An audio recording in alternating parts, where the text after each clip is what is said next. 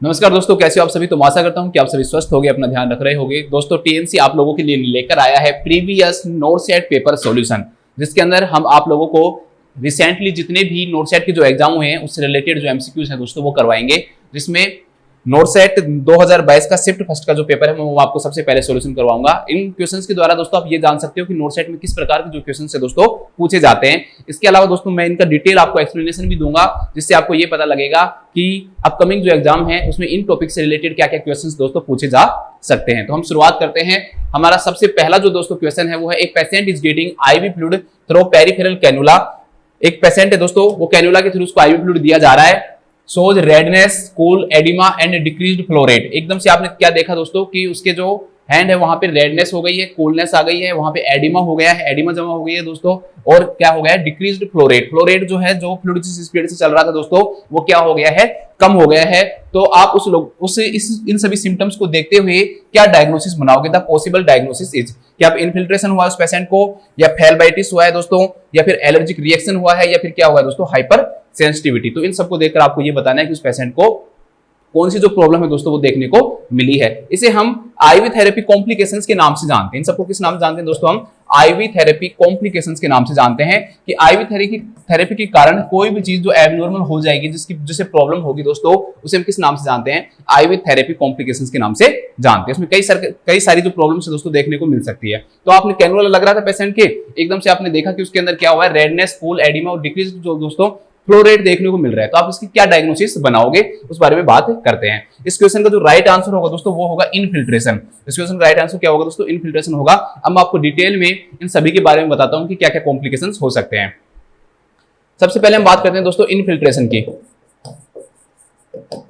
Infiltration के अंदर क्या होने लग जाता है दोस्तों कि जो भी आपने कैनुला लगाया हुआ है वो कैनुला वहां से उसका डिसलोजमेंट हो जाता है, वो वहां से हट जाता है, और उसके हटने के कारण वहां से जो आईवी जो फ्लूइड है दोस्तों उसका लीकेज स्टार्ट हो जाता है, और वो लीकेज स्टार्ट होकर वो फ्लूइड कहां जाने लग जाता है दोस्तों, इंटरस्टिशियल स्पेस के अंदर जाने लग जाता है। इसे हम किस नाम से जानते हैं, इनफिल्ट्रेशन के नाम से जानते हैं। तो इनफिल्ट्रेशन क्या है, इनफिल्ट्रेशन इज सीपेज और लीकेज, एक ही वर्ड होता है। मान लो एग्जाम में क्वेश्चन पूछ ले रहा, आप घबरा जाओ, इसलिए मैं बता रहा हूं कि इसको सीपेज भी बोल सकते हो या लीकेज भी बोल सकते हो। तो लीकेज ऑफ आईवी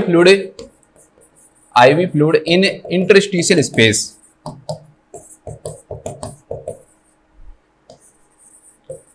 इसे हम इनफिल्ट्रेशन के नाम से जानेंगे दोस्तों। इनफिल्ट्रेशन जो होता है उसके अंदर क्या क्या जो सिम्टम्स है दोस्तों वो देखने को मिल सकते हैं। अगर हम उनके सिम्टम्स की बात करें, कौन कौन से जो सिम्टम्स है दोस्तों वो इसके अंदर देखने को मिल सकते हैं, तो आपको याद रखना है। एक ट्रिक मैं आपको बता देता हूं, पेसर ट्रिक आपको याद रखनी है, PACER। पेसर से आपको ये हमेशा के लिए क्या हो जाएगा दोस्तों, याद हो जाएगा। तो PACE और R। P फॉर दोस्तों पेन, उस पेशेंट को क्या होगा, वहां पे पेन होने लग जाएगा। जिस जगह पे आपने कैनुला लगाया वो कैनुला वहां से डिस्क्लोज हो गया, हट गया है, उसके कारण पेशेंट को पेन फील होने लग जाएगा। ठीक है दोस्तों। इसके अलावा पेशेंट को वहां पे कूलनेस फील होगा। क्यों होगा कूलनेस, क्योंकि वहां का जो फ्लूइड है दोस्तों, वो फ्लूइड का जो टेम्परेचर होता है वो बॉडी टेम्परेचर क्या होता है, कम होता है, और वो फ्लूइड डायरेक्टली आईवी लाइन में न जाकर कहां जा रहा है, वो इंटरस्टिशियल स्पेस में जा रहा है। इस कारण पेशेंट को कूलनेस भी फील होती है। इसके अलावा जब वो फ्लूइड जो दोस्तों कलेक्ट होगा तो वहां पर क्या होगा दोस्तों, एडिमा क्या होता है, एडिमा यही होता है कि इंटरस्टिशियल जो स्पेस है दोस्तों उसके अंदर कलेक्शन ऑफ फ्लूइड क्या कहलाता है, एडिमा कहलाता है। तो वो एडिमा होगा। इसके अलावा उस पेशेंट को क्या देखने को मिलेगा दोस्तों, रेडनेस देखने को मिलेगा। तो ये सारे जो सिम्टम्स है दोस्तों ये आपके इनफिल्ट्रेशन के अंदर देखने को मिलते हैं। अब हमारा जो क्वेश्चन है उसमें भी यही सिम्टम्स आपको देख रखे हैं। उसमें हमें कोल्डनेस दे रखा है, एडिमा दे रखा है, रेडनेस दे रखा है, और एक उसने दे रखा है डिक्रीज्ड फ्लूइड, जो फ्लो रेट है दोस्तों वो क्या हो जाती है, कम हो जाती है। तो ये सारे सिम्टम्स हमें देखने को मिल रहे हैं। तो इस क्वेश्चन का जो आंसर हो जाएगा दोस्तों वो इनफिल्ट्रेशन हो जाएगा। अब आपको ध्यान रखना है कि ये सिम्टम्स देखने को मिलते हैं, लेकिन मान लो अगला जो एग्जाम है दोस्तों उसमें ये आपसे पूछ सकता है कि भाई ये सिम्टम, मान लो किसी भी पेशेंट को इनफिल्ट्रेशन हो गया तो आप क्या करोगे। तो आप क्या करोगे दोस्तों, सबसे पहले आप करोगे आईवी फ्लूइड को स्टॉप द आईवी फ्लूइड। इसके बाद में रिमूव करोगे आईवी लाइन को, जो आईवी लाइन लगी हुई है, कैनुला लगा हुआ है, उसको रिमूव करोगे, रिमूव द आईवी लाइन। इसके अलावा दोस्तों जहां पर कैनुला लगा हुआ था उसको आप क्या करोगे, कंप्रेस करोगे, compress the IV site and elevate the extremity. उसको कहोगे कि भाई इसको थोड़ी देर क्या रखो, ऊंचा रखो, एलिवेट द, जो जहां पर जिस हाथ पे या जिस पैर पे लगा हुआ है उसको आप क्या करवाओगे दोस्तों, एलिवेट करवाओगे, उसको ऊंचा करवाओगे, एक्सट्रीमिटी को आप क्या करवाओगे, ऊपर करवाओगे। ठीक है, ऐसे जोर से प्रेस करके उसको ऊपर करवाना है। कैनुला को आपको वहां से हटा देना है, आईवी फ्लूइड को सबसे पहले बंद कर दो, कैनुला को हटा दो और कंप्रेस कर दो आईवी साइड को, और एक्सट्रीमिटी को क्या कर दो दोस्तों, एलिवेट कर दो। तो उससे क्या हो जाएगा, एलिवेशन से जो आईवी जो फ्लो जो होता है दोस्तों, वो आईवी फ्लो क्या हो जाता है, कम हो जाएगा, ठीक है। और वहां पर जो कंप्रेशन से जो इनफिल्ट्रेशन जो बना हुआ है वो थोड़ा क्या होगा, कम होगा, ठीक है। तो ये आपको देखने को मिल सकते हैं। इसके अलावा दोस्तों ऐसे नहीं है कि सिर्फ आपने अब एक इनफिल्ट्रेशन पढ़ लिया और आप खुश हो गए कि हाँ सर मुझे तो आता है, अब मुझे और कुछ तो पढ़ने की जरूरत है ही नहीं। तो दोस्तों ऐसा नहीं करना है, आपको उससे रिलेटेड क्या क्या क्वेश्चंस और पूछे जा सकते हैं, सबके बारे में उस क्वेश्चन से रिलेटेड आपको क्या पढ़ना होता है। तो ये आईवी जो थेरेपी है दोस्तों, उसके कॉम्प्लिकेशंस हैं। These are the IV therapy complications. कई सारे कॉम्प्लिकेशंस है, जो इंपॉर्टेंट जो कॉम्प्लिकेशंस है दोस्तों उनकी हम बात करते हैं। आईवी थेरेपी कॉम्प्लिकेशन के अंदर पहला मैंने आपको बता दिया, इनफिल्ट्रेशन होता है। इनफिल्ट्रेशन के बारे में हमने अच्छे से पढ़ लिया, बस इतना पढ़ लिया बहुत है आपके लिए दोस्तों। इसके अलावा दोस्तों जो पेशेंट है उसको हीमेटोमा भी हो सकता है, आईवी थेरेपी के कारण क्या हो सकता है, हीमेटोमा। इनफिल्ट्रेशन और जो हीमेटोमा है दोस्तों उसमें बहुत ज्यादा डिफरेंस नहीं होता, आप इससे कंफ्यूज हो सकते हो, इसलिए मैं आपको हीमेटोमा के बारे में बताता हूं। हीमेटोमा के अंदर क्या होगा, आईवी फ्लूइड की जगह दोस्तों कलेक्शन ऑफ ब्लड हो जाएगा, कलेक्शन ऑफ ब्लड। जो ब्लड है दोस्तों वो क्या होने लग जाता है, कलेक्ट होने लग जाता है किसके अंदर, टिश्यूज के अंदर। Collection of the blood in tissues due to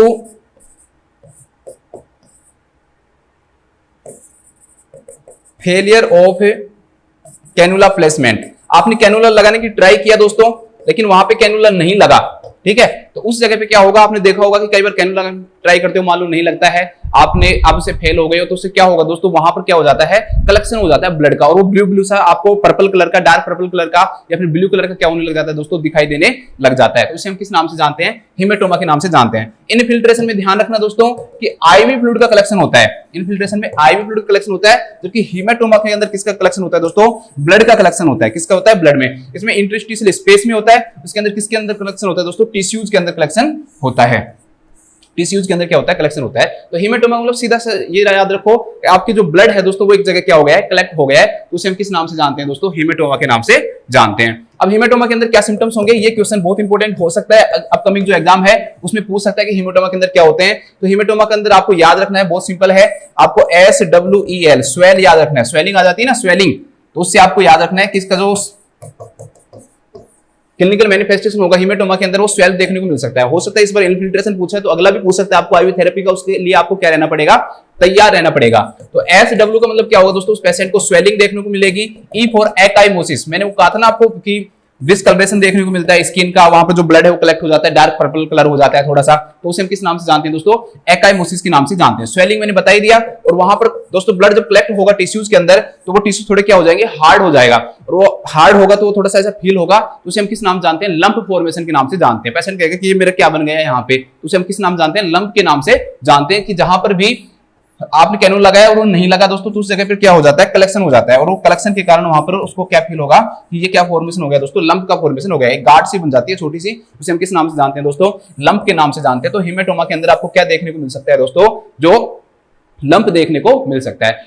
अब इस कंडीशन के अंदर आपको क्या करना है, अगर किसी भी पेशेंट को मान लो हीमेटोमा होता है तो आपको करना क्या है दोस्तों, हीमेटोमा के अंदर आपको ध्यान रखना है कि ऐसे पेशेंट के अंदर जिसका हीमेटोमा हो रहा है उसमें आपको सबसे पहले तो वही करना है, आपने पहले चीज तो आपको प्रिवेंशन पे ध्यान रखना है कि हो कैसे नहीं। आप क्या करते हो दोस्तों, एक कैनुला आपका फेल हो गया तो आप उसी टोर्निक्यूट को बांधे रखते हो और फिर वापस से कैनुला लगाने लग जाते हो, ये सबसे गलत थेरेपी है।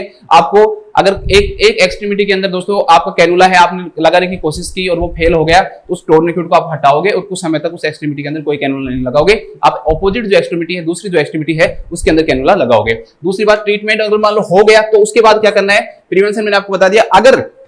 अगर हीमेटोमा दोस्तों हो गया है तो आपको ध्यान रखना है कि उसके अंदर क्या करना है, आपको वही सबसे पहले आप रिमूव करोगे, या कैनुला लगा हुआ है या वहां से कैनुला को आप क्या करोगे दोस्तों, हटाओगे। कैनुला को हटाने के बाद में आप उसको कंप्रेस करोगे और कूल ध्यान रखना है आपको, ठीक है। आपको कोई चीज क्या अप्लाई करनी है दोस्तों, यहाँ पे कूल कंप्रेशन देना है, बर्फ आइस वहां पर क्या किया जा सकता है दोस्तों, अप्लाई किया जा सकता है। आइस क्या की जा सकती है दोस्तों, अप्लाई की जा सकती है। तो आप इस प्रकार से पेशेंट को हीमेटोमा क्या कर सकते हो, ट्रीटमेंट कर सकते हो। इसके अलावा दोस्तों पेशेंट को क्या देखने को मिल सकता है, पेशेंट को एयर एम्बोलिज्म भी देखने को मिल सकता है। एयर एम्बोलिज्म का मतलब क्या होता है दोस्तों, एकदम से जो आईवी लाइन है उसके अंदर बोलस एयर आ जाए तो उसे हम किस नाम से जानते हैं दोस्तों, एयर एम्बोलिज्म के नाम से जानते हैं। एयर एम्बोलिज्म के अंदर क्वेश्चन पूछ सकता है कि भाई एक पेशेंट है जिसके आईवी फ्लूइड चल रहा है और उसके अंदर ये सिम्टम्स आए और एयर एम्बोलिज्म के आपको सिम्टम्स दे दे, तो आपको वो पता होना चाहिए कि क्या क्या सिम्टम्स दोस्तों उस पेशेंट को क्या हो सकता है, देखने को मिल सकता है। तो ऐसे पेशेंट को दोस्तों टैकीकार्डिया देखने को मिल सकता है, एयर एम्बोलिज्म वाले पेशेंट को। इसके अलावा चेस्ट पेन देखने को मिल सकता है, हाइपोटेंशन देखने को मिल सकता है। इसके अलावा ऐसे पेशेंट को साइनोसिस देखने को मिल सकती है, उसकी बॉडी के अंदर साइनोसिस डेवलप हो सकता है दोस्तों। और एक देखने को मिल सकता है दोस्तों डिस्कंफर्ट या डिसओरिएंटेशन, या ऐसे लिखो डिस्टर्ब्ड कॉन्शियसनेस लिखो, that will be more better. Disturbed consciousness, उसकी कॉन्शियसनेस दोस्तों वो भी क्या हो जाएगी, डिस्टर्ब हो जाएगी। ठीक है, आप इसको ऐसे याद रख लो, टैकी से याद रख लो, TACH और Y। ठीक है, TA मतलब टैकीकार्डिया, C का मतलब यहां पर चेस्ट पेन देखने को मिला, HY का मतलब क्या देखने को मिला, हाइपोटेंशन देखने को मिला, हाइपोटेंशन। और एक इसको आपको साइनोसिस, C से आप याद रख सकते हो कि cyanosis and chest pain and cyanosis देखने को मिला। और कार्डिया से आप याद रख लो टैकीकार्डिया C, हाँ एक चेस्ट पेन लिख लो, एक के अंदर लिख लो आप साइनोसिस। और कार्डिया पूरा C से याद रख लो टैकीकार्डिया। ठीक है, इससे याद रख लो आप डी से याद रख लो आप डिस्टर्ब्ड कॉन्शियसनेस। देखो टी से टैकीकार्डिया याद रख लो, C से चेस्ट पेन याद रख लो, HY से आप क्या याद रख लो दोस्तों, TACHY टैकी, और C से इस वाले से साइनोसिस याद रख लो, कार्डिया कार से, और D से याद क्या रख लो, डिस्टर्ब्ड कॉन्शियसनेस। ठीक है, कॉन्शियसनेस क्या हो जाएगी, डिस्टर्ब हो जाएगी। इस प्रकार से आप इनका अगर आप यूज करना चाहो तो ठीक है, अगर आपको सीधा याद हो जाता है तो बहुत अच्छी बात है। तो एयर एम्बोलिज्म है दोस्तों, वो भी देखने को मिल सकता है। इसके अलावा दोस्तों ऐसे पेशेंट को एक नेक्स्ट जो कॉम्प्लिकेशन आता है दैट इज फ्लूइड ओवरलोड या वॉल्यूम ओवरलोड भी बोलते हैं, कि जितना फ्लूइड आपको देना था उससे आपने बहुत ज्यादा फ्लूइड दे दिया है। मतलब आईवी आप कैनुला से लगा के आए और उसके आईवी फ्लूइड आपने स्लो चलाया, एकदम से फास्ट हो गया, तेज हो गया, या आपने गलती से तेज कर दिया, उसके कारण पेशेंट के अंदर जो फ्लूइड है दोस्तों क्या हो जाए, ओवरलोड हो जाए। फ्लूइड ओवरलोड बोल सकते हैं इसको, वॉल्यूम ओवरलोड या सर्कुलेटरी जो ओवरलोड है दोस्तों उसके नाम से क्या होता है, जाना जाता है। तो इसके अंदर क्या हो जाता है दोस्तों, अगर किसी भी पेशेंट को मान लो फ्लूइड ओवरलोड हो गया तो उसकी जो ब्रीथिंग है दोस्तों वो क्या हो सकती है, डिस्टर्ब हो सकती है। मतलब उस पेशेंट को डिजनिया हो सकता है, डिजनिया देखने को मिल सकता है। ऐसे पेशेंट को चेस्ट पेन है दोस्तों वो भी क्या हो सकता है, देखने को मिल सकता है। इसके अलावा क्रैकल्स जो साउंड है वो देखने को मिल सकती है। तो ये सब सिम्टम्स किस में आ सकते हैं दोस्तों, आपके फ्लूइड ओवरलोड में आ सकते हैं। ठीक है, फ्लूइड ओवरलोड के अंदर ये सिम्टम्स क्या हो सकते हैं, देखने को मिल सकते हैं। तो ये सब क्या है दोस्तों, आपके आईवी जो थेरेपी है उसके कॉम्प्लिकेशंस है। इसके बाद है फेलबाइटिस होता है, और एक होता है थ्रोम्बोफेलबाइटिस। फेलबाइटिस का मतलब क्या होता है दोस्तों, कि जो वेन है जिसमें आपने कैनुला लगाया है उसका क्या हो जाना, इन्फ्लामेशन हो जाना। उस कैनुला का इन्फ्लामेशन क्या कहलाता है दोस्तों, फेलबाइटिस कहलाता है। और उस इन्फ्लामेशन के कारण अगर थ्रोम्बस जमा हो गया तो उसे हम किस नाम से जानेंगे, थ्रोम्बोफेलबाइटिस के नाम से जानेंगे। उसे हम किस नाम से जानेंगे दोस्तों, थ्रोम्बोफेलबाइटिस के नाम से जानते हैं। तो ये देखने को मिल सकता है। फेलबाइटिस के अंदर आपको ध्यान रखना है कि कोशिश करो कि लोअर जो एक्सट्रीमिटीज है उसके अंदर आप कैनुला को नहीं लगाओ। ठीक है, कैनुला को अगर आपने लगाया है दोस्तों तो ध्यान रखना, ये क्वेश्चन भी बहुत इंपॉर्टेंट है कि कितने घंटे के अंदर हमें कैनुला चेंज कर देना चाहिए। तो 72 घंटे से 96 घंटे तक, मतलब कि 3 दिन से और 4 दिन, मैक्सिमम 4 दिन तक आप कैनुला को रख सकते हो। उससे ज्यादा आप कैनुला को नहीं रखोगे, उसके कारण क्या हो सकता है दोस्तों, पेशेंट को फेलबाइटिस देखने को मिल सकता है, इन्फ्लामेशन देखने को मिल सकता है। ठीक है, इसके बाद दोस्तों एलर्जिक रिएक्शन। एलर्जिक रिएक्शन का मतलब क्या होगा कि उस पेशेंट को मान लो हो सकता है वहां पे एलर्जी हो गई हो, तो उसके कारण रेडनेस देखने को मिल सकती है। आईवी फ्लूइड दे रहे हो, कोई भी ड्रग्स दे रहे हो, उसके कारण क्या हो सकता है दोस्तों, रेडनेस देखने को मिल सकती है। तो उसको रेडनेस हो सकता है, ईचिंग हो सकती है, जिसे हम प्यूराइटिस के नाम से भी जानते हैं। ये एलर्जिक रिएक्शन भी देखने को मिल सकता है। अगर हम बात करें दोस्तों हाइपर सेंसिटिविटी की, तो हाइपर सेंसिटिविटी ज्यादातर आईवी जो थेरेपी है उसके कारण देखने को नहीं मिलती है।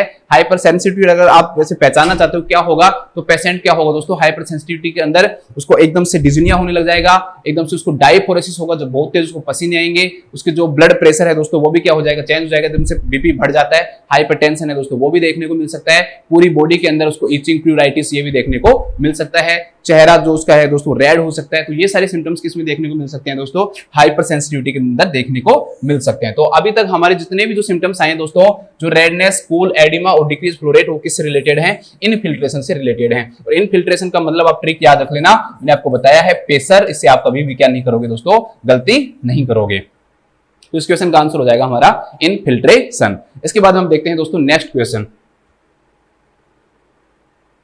जैसे क्या है कि दोस्तों एक क्वेश्चन से ही हम बाकी के क्या क्या क्वेश्चन पूछे जा सकते हैं ना, उनके बारे में भी हम पढ़ सकते हैं ना, और आपको ऐसे ही पढ़ना चाहिए। नेक्स्ट क्वेश्चन बात करते हैं, बहुत इंपॉर्टेंट है ये टॉपिक जो है दोस्तों बहुत इंपॉर्टेंट है। Endemic disease, the endemic disease that occurs every 4 year interval is called. एक एंडेमिक डिजीज है दोस्तों, हर 4 साल में एक बार आती है, तो उसे हम किस नाम से जानते हैं? उसे हम सेक्युलर के नाम से जानते हैं, टाइम ट्रेंड के नाम से जानते हैं, पीरियडिक ट्रेंड के नाम से जानते हैं, या फिर साइक्लिक ट्रेंड के नाम से जानते हैं। हम सारी डिजीजों की बात करते हैं। जो डिजीज है दोस्तों उसके आपको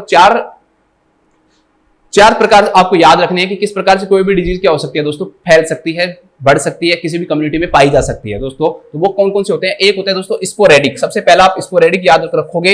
इसके बाद आपको याद रखना है दोस्तों एंडेमिक, एंडेमिक के बाद में दोस्तों आपको याद रखना है इसका एपिडेमिक, और एपिडेमिक के बाद याद रखना है पैंडेमिक।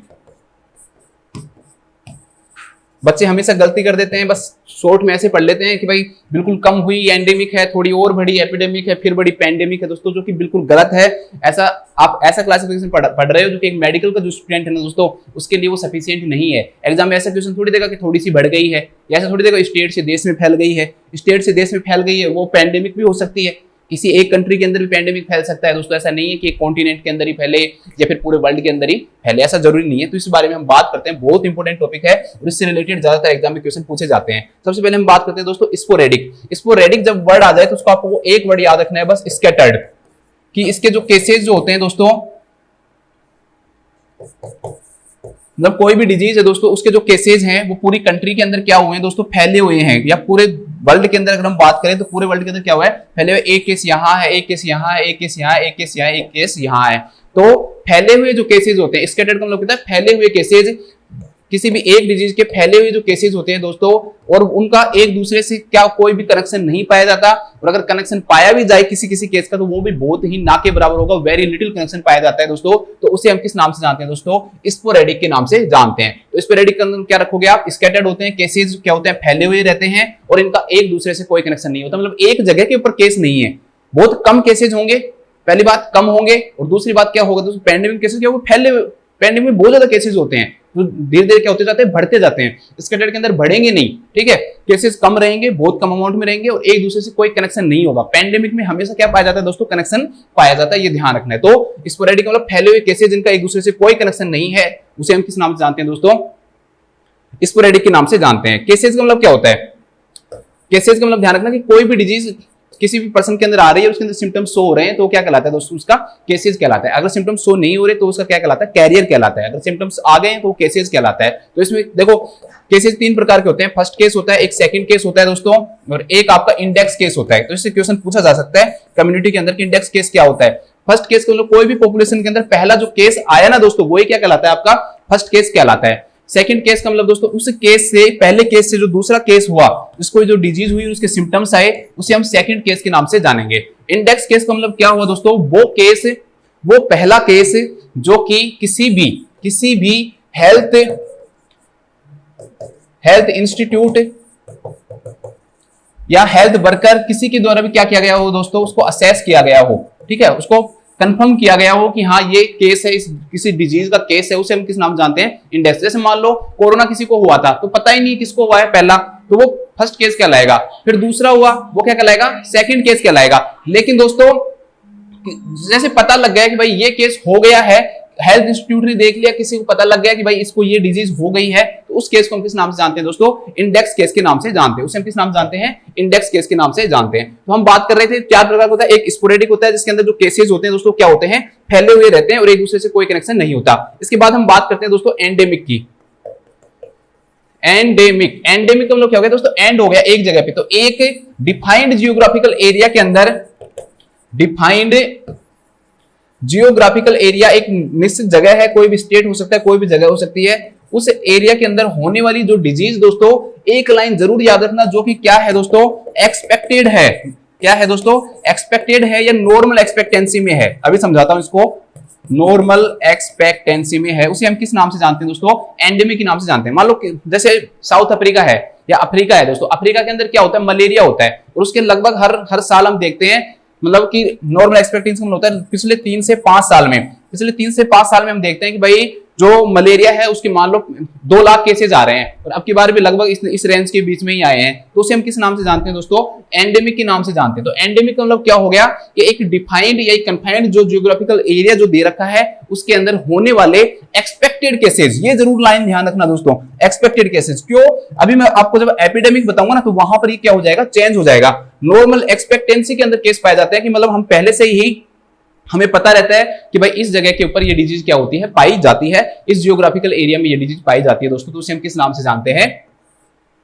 एंडेमिक के नाम से जानते हैं। इसके बाद में नेक्स्ट आता है दोस्तों एपिडेमिक। एपिडेमिक का मतलब क्या होगा दोस्तों कि अक्रेंस ऑफ डिजीज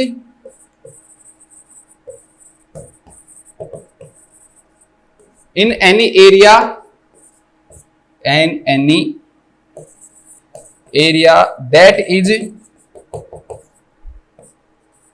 अनएक्सपेक्टेड, ये भी लिखा हो सकता है, अनयूजुअल भी लिखा हो सकता है, या लिखा हो सकता है not in the normal expectancy, not in the normal expectancy. अभी देखो मैं आपको समझाता हूं कितनी मतलब हम गलत चीजें पढ़ लेते हैं। भाई कोई भी चीज बाहर चली गई उसी को सिर्फ एपिडेमिक बोल दिया दोस्तों, वो बिल्कुल गलत है। देखो एपिडेमिक का मतलब क्या हो गया दोस्तों, किसी भी जगह पे आपको एक्सपेक्ट नहीं है कि भाई यहां पर ये डिजीज होती है और उस जगह पर दोस्तों वो डिजीज होने लग जाए तो उसे हम किस नाम से जानते हैं दोस्तों? एपिडेमिक के नाम से जानते हैं। अब एंडेमिक से बढ़कर एपिडेमिक कैसे है दोस्तों? मान लो कि मलेरिया है दोस्तों, वो अफ्रीका के अंदर हो रहा है, ठीक है, वहां पर क्या है, बिल्कुल एक्सपेक्टेड है, लेकिन वही मलेरिया दोस्तों बाहर फैलेगा, फैलकर वो यूरोप में चला गया, तो यूरोप में वहां पर एक्सपेक्टेड नहीं है कि वहां मलेरिया नहीं होता है लोगों को, तो उन लोगों के लिए जो मलेरिया है ना दोस्तों वो क्या हो जाएगा, वो मलेरिया उन लोगों के लिए क्या हो जाएगा दोस्तों? एपिडेमिक हो जाएगा। क्यों? क्योंकि वहां पर यूजुअल नहीं है, वहां पर यूजुअली लोगों को होता ही नहीं है मलेरिया, तो ये उनके लिए क्या है दोस्तों? अनयूजुअल है, अनएक्सपेक्टेड है। उनके नॉर्मल एक्सपेक्टेंसी मतलब पिछले 3 से 5 साल में तो वहां पर कोई केस आया ही नहीं है और अब उनके केस आने लग गया। तो फर्स्ट केस भी किसी भी डिजीज का किसी कंट्री के अंदर, किसी स्टेट के अंदर फर्स्ट केस भी क्या हो सकता है दोस्तों? एपिडेमिक हो सकता है। अगर वो एक्सपेक्टेड नहीं है, एक्सपेक्टेंसी के अंदर नहीं है, तो वो फर्स्ट केस भी क्या हो सकता है दोस्तों? एपिडेमिक हो सकता है। मान लो एग्जांपल के लिए पोलियो है, पोलियो डिजीज इंडिया से क्या होगी दोस्तों? बिल्कुल खत्म हो गई। किसी को भी 3 से 5 साल में मान लो पोलियो नहीं हुआ, अब किसी भी पर्सन को दोस्तों अगर वो मान लो पोलियो हो जाता है तो वो डिजीज, अब वो डिजीज क्या नहीं, एंडेमिक नहीं कहलाएगी, वो एपिडेमिक कहलाएगी। क्यों? क्योंकि वहां पर एक्सपेक्टेड नहीं था, किसी को हो ही नहीं रहा था 3 से 5 साल में और एकदम से क्या हुआ? पोलियो हुआ। तो एक्सपेक्टेंसी से बाहर निकल के अनएक्सपेक्टेड या अनयूजुअल और नॉर्मल एक्सपेक्टेंसी से बाहर निकल के कोई डिजीज हो रही है दोस्तों, तो उसे हम किस नाम से जानेंगे? एपिडेमिक के नाम से जानेंगे। दोस्तों आपकी 2-3 चीजें याद रखनी है, कोई भी किसी भी जगह पे नई डिजीज का डेवलपमेंट होना वो भी क्या कहलाएगा? आपका एपिडेमिक कहलाएगा। कोई भी डिजीज जो इरेडिकेट हो चुकी है उसका वापस से डेवलपमेंट होना वो भी क्या कहलाएगा? आपका एपिडेमिक कहलाएगा। या किसी भी डिजीज का किसी भी एरिया के अंदर होना जो कि अनएक्सपेक्टेड हो, अनयूजुअल हो या नॉर्मल एक्सपेक्टेंसी से बाहर हो, वो भी क्या कहलाता है दोस्तों? एपिडेमिक कहलाता है। तो ये कंफ्यूजन रहता है, लोग बस सीधा रख लेते हैं कि भाई छोटी सी जगह पे हुआ तो वो एंडेमिक, उससे बाहर निकला एपिडेमिक, फिर विश्व में फैला पेंडेमिक। तो ये मेडिकल स्टूडेंट के लिए नहीं है, आपको पूरी डेफिनेशन आनी चाहिए कि भाई एंडेमिक क्या होता है, एपिडेमिक क्या होता है। इसके बाद हम बात करते हैं दोस्तों पेंडेमिक की। पेंडेमिक का मतलब क्या हो गया कि अब कोई भी डिजीज दोस्तों, कोई भी डिजीज वही कंट्री से बाहर निकल के यहां पर वो डेफिनेशन क्या होगी आएगी, कंट्री, एक कंट्री से 2 कंट्री में फैली, ठीक है, कॉन्टिनेंट में फैली, कॉन्टिनेंट से वो वर्ल्ड में फैली, तो वो डिजीज क्या कहलाएगी दोस्तों? वो आपकी पेंडेमिक कहलाएगी। वो डिजीज क्या कहलाएगी? पेंडेमिक कहलाएगी। पेंडेमिक के लिए वो डेफिनेशन सही है, लेकिन एपिडेमिक और एंडेमिक जो है ना दोस्तों, वहां पर हम क्या करते हैं दोस्तों? पूरी क्या कर देते हैं? हम गलती कर देते हैं, ठीक है। अब देखो एंडेमिक के टाइप की बात करते हैं हम। एंडेमिक के मेनली 4 प्रकार होते हैं दोस्तों। एक होता है दोस्तों hyper endemic. Hyper endemic, endemic वो है जो एक्सपेक्टेड है, सीधा से याद रखो, एंडेमिक एक्सपेक्टेड है, एपिडेमिक अनएक्सपेक्टेड है और पेंडेमिक हर जगह पर फैली हुई डिजीज है, ठीक है। हाइपर एंडेमिक होता है, एक होलो एंडेमिक होता है, एक आपका दोस्तों साइक्लिक होता है और एक वो आपका होता है सीजनल। हाइपर एंडेमिक का मतलब क्या हुआ दोस्तों कि कोई भी डिजीज है जो एक्सपेक्टेड है कि भाई यहां होती है, लेकिन वो मेनली सब एज ग्रुप के अंदर होती है। देखो पहले क्वेश्चन है ना कितने सिंपल आते थे, भाई एंडेमिक पेंडेमिक सीधा पूछ लिया, आजकल उसकी क्लासिफिकेशन पूछने लग गए। अब की बार जो क्वेश्चन आया इससे रिलेटेड आया कि साइक्लिक एंडेमिक क्या होता है, तो आपको ये चीजें क्या होनी चाहिए दोस्तों? पता होनी चाहिए। तो हाइपर एंडेमिक क्या होता है? ऑल एज ग्रुप के अंदर अगर कोई भी डिजीज हो रही है दोस्तों, हर एज ग्रुप को अफेक्ट कर रही है, वो कोई बच्चा है, बूढ़ा है, कोई भी है, सबको कर रही है अफेक्ट दोस्तों, तो उसे हम किस नाम से जानेंगे? हाइपर एंडेमिक के नाम से जानेंगे। ऐसी डिजीज जो मेनली बच्चों को ही होती है, बच्चों को अफेक्ट करती है दोस्तों, उसे हम होलो एंडेमिक कहते हैं। ठीक है, जैसे मीजल्स हो गया, चिकन पॉक्स हो गया, तो मेनली किसको अफेक्ट करते हैं? बच्चों को अफेक्ट करते हैं। तो मीजल्स, चिकन पॉक्स, ये सब किसके एग्जांपल हो जाएंगे दोस्तों? होलो एंडेमिक के हो जाएंगे। इसके बाद एक होता है दोस्तों साइक्लिक। साइक्लिक का मतलब क्या होता है? इस क्वेश्चन में सीधा दे दिया कि 4 साल के अंदर होती है, लेकिन साइक्लिक की डेफिनेशन ये नहीं है। साइक्लिक का डेफिनेशन ये है कि एक टाइम पीरियड के बाद वो डिजीज वापस से क्या होती है दोस्तों? रिपीट होने लग जाए, तो उसे हम किस नाम से जानते हैं दोस्तों? साइक्लिक के नाम से जानते हैं। जैसे मीजल्स है, ज्यादातर मीजल्स ये होता है कि भाई हर 2 से 3 साल में एक ज्यादा इसका क्या आता है? आउटब्रेक आता है, तो वापस क्या होने लग जाती है, तो वो क्या हो जाएगा दोस्तों? साइक्लिक हो जाएगा। जैसे कोई डिजीज 4 साल में बार बार आती है, 4 साल में आएगी, फिर चली जाती है, फिर दोबारा से 4 साल में आएगी, फिर 4 साल में, तो वो एज कोई डिफाइन नहीं है कि 4 ही साल होगी। कोई वो हो सकता है कि 2 साल में भी रिपीट होती हो, 6 साल में रिपीट होती हो। ठीक है, तो जैसे रूबेला है वो 5 से 7 साल में रिपीट होती है। ठीक है, मीजल्स से 2 से 3 साल में रिपीट होती है, 5 साल में थे।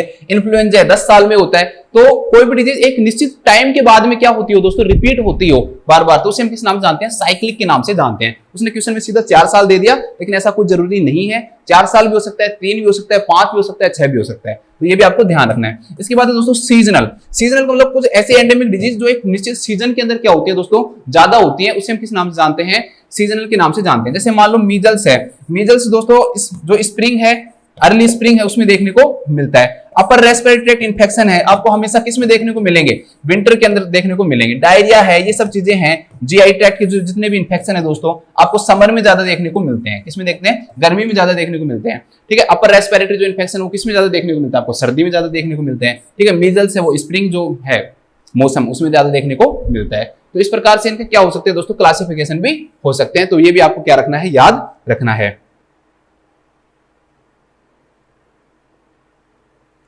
तो ये आपका क्वेश्चन हो गया खत्म। अब हम इस पे बात करते हैं।